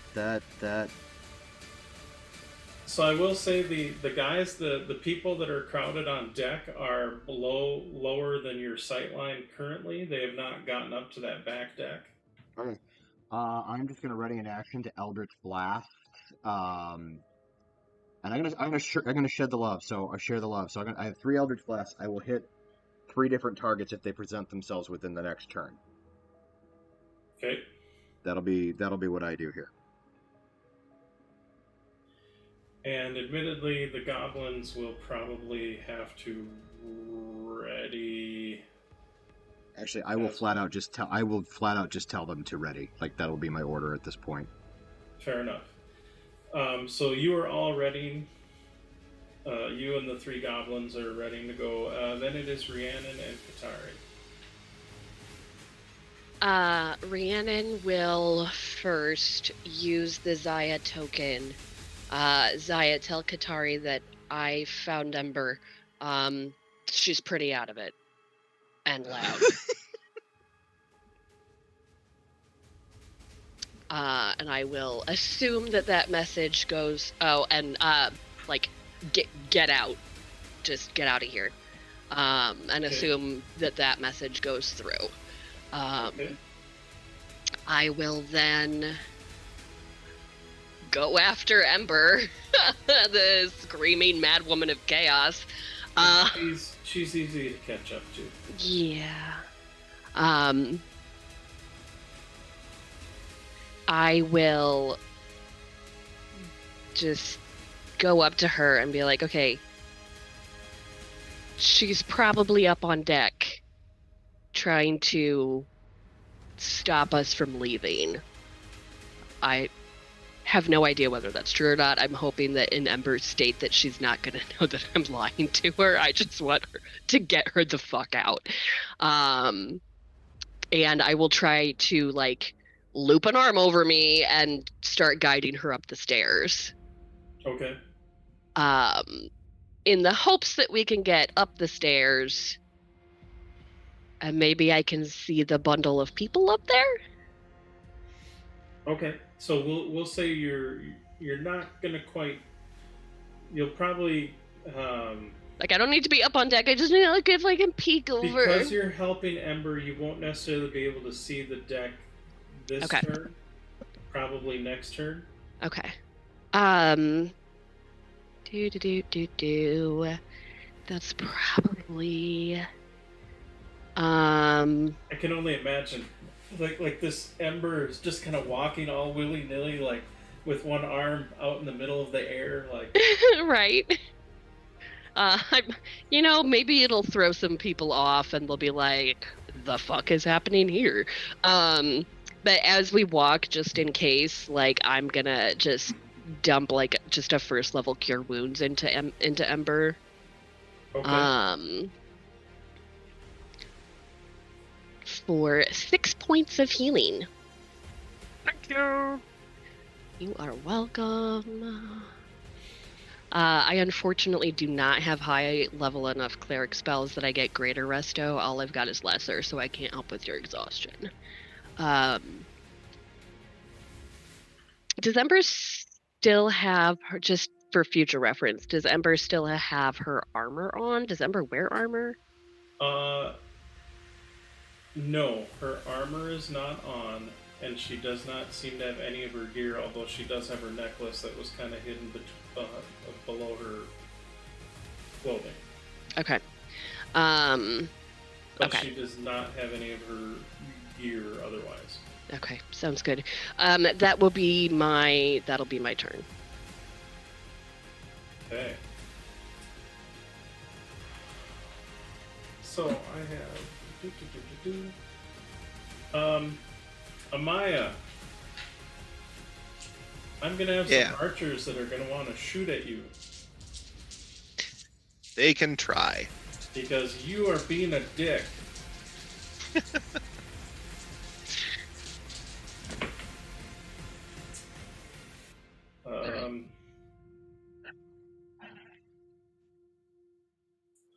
Provided Boob they can pocket. get close.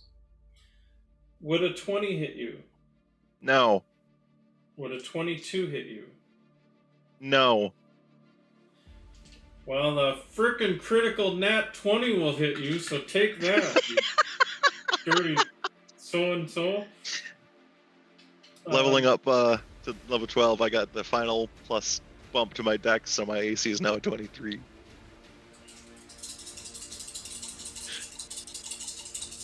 However, this is going to be... You are ridiculous. I love it so much.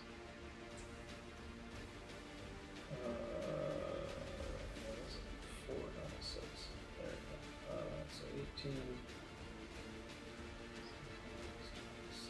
So 33 piercing.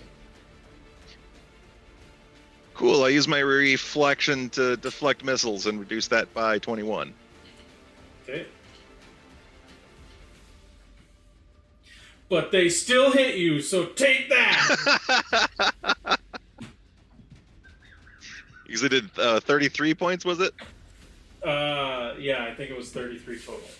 It's like they kicked the little tiny pebble of dirt. So yes, the one of them managed to crit me for a total of 16 damage.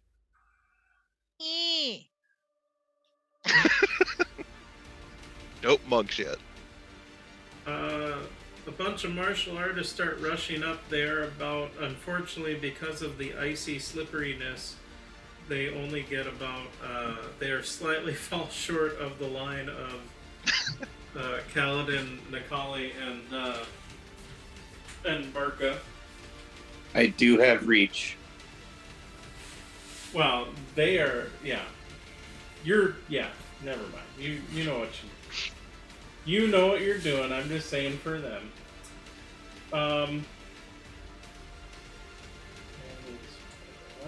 Okay.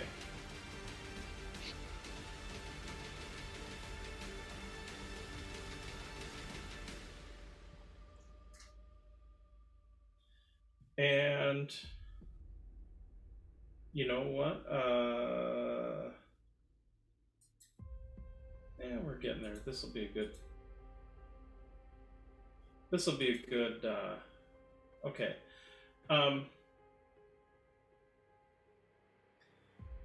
You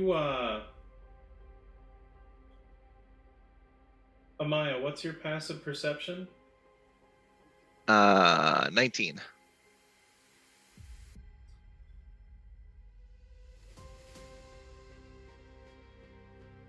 You hear a woman's voice down below where you're at. Effectively, what would be your kind of your captain's quarters. A voice I don't recognize? You do not. It's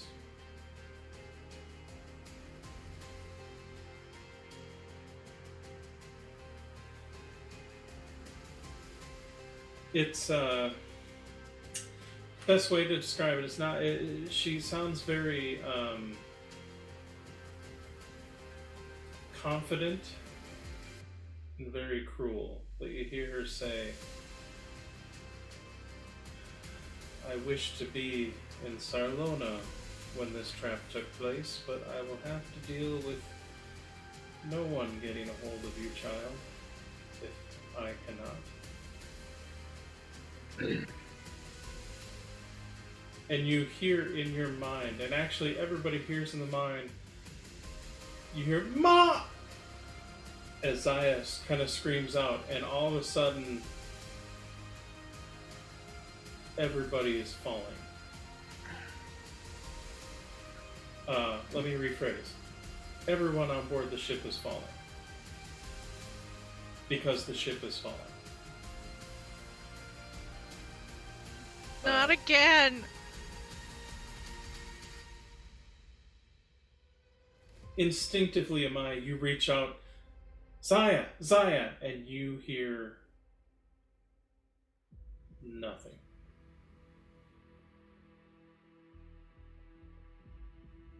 You race down, kind of flipping, like grabbing onto the rail, partly to hold yourself to the deck, because like in free fall, everybody kind of lifts up for a moment. Mm-hmm.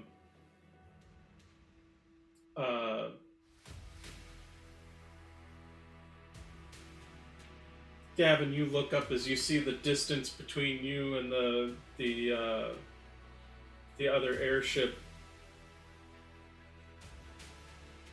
and immediately you're like, crap, and look back down, and sure enough, it's just about the time where the distance is too great and that arcane gate winks out. Amaya, you manage to swing yourself down, and you see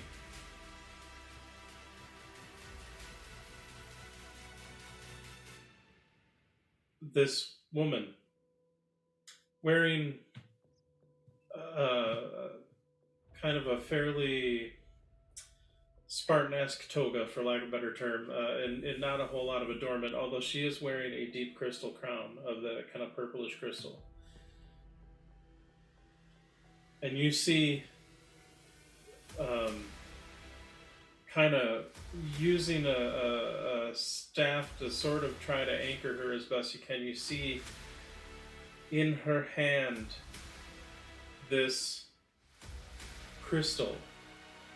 Again, it looks like the deep crystal, but in a fairly kind of a egg shape, for lack of a better term. And it looks, at first it makes you think very much of the device that Narashti had. As far as that sort of protective device to safely store a hoary spirit, as it were. However, this one looks different. There's a sort of malevolence to it, and you can even see that there are some kind of weird sort of swirling facets to it, which you start to realize almost reminds you more of like the containment kyber crystal of an airship. It's almost like this is sort of a morphed thing, almost like a amalgam of the two. How big is it? It is about a little bigger than the size of a football. Okay. And is she holding it in her hands, or is it just kind of floating? She is holding it in her hand and looks up at you, and you see these tears as you see this woman who is a inspired host. Just kind of look at you and go, we have her. And that's where we'll leave it for tonight. No. Man, it's a good thing we're Brian! playing next Sunday. You're a bad man. Displeased. You are a bad, bad man. Thank you. I take that as a great compliment. It is. Oh my god, we are going to murder the fuck out of her. And she's just a vessel now.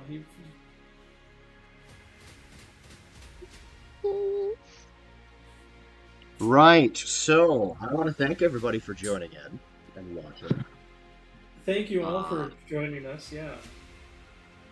For this incredibly traumatizing session. You're welcome. We'll be back in 2 weeks to hopefully resolve this particular issue, 2 weeks your time. In the meantime, go to our friends' pages. Kit, who plays Amaya, has the seven-tail fox. Tail is spelled T-A-L-E. As they spin yarns and tell tales on his particular page. Also, our friend Epic_Realms has a lot of really good stuff on his page as well. He does podcast interviews live. He does gaming, video gaming. He does RPG stuff. There's a whole lot of stuff. You can see a lot of us here on his page as well periodically as he does this, that, and the other thing. Once again, we'll be back in 2 weeks' time, so I hope you all have a lovely couple of weeks. You muted yourself again, maybe? Yeah. Or your computer did. The hell was that? That was weird. Where did I cut off? Epic_Realms. Yeah, go check out Epic_Realms. He's a friend of the show. That's what I'm going to say. Yeah, sorry, I'm too traumatized to focus on where we're at in the yep. It's all good. We got most of it, I think. That's good. Thanks everybody, and we will see you in a couple of weeks. Bye.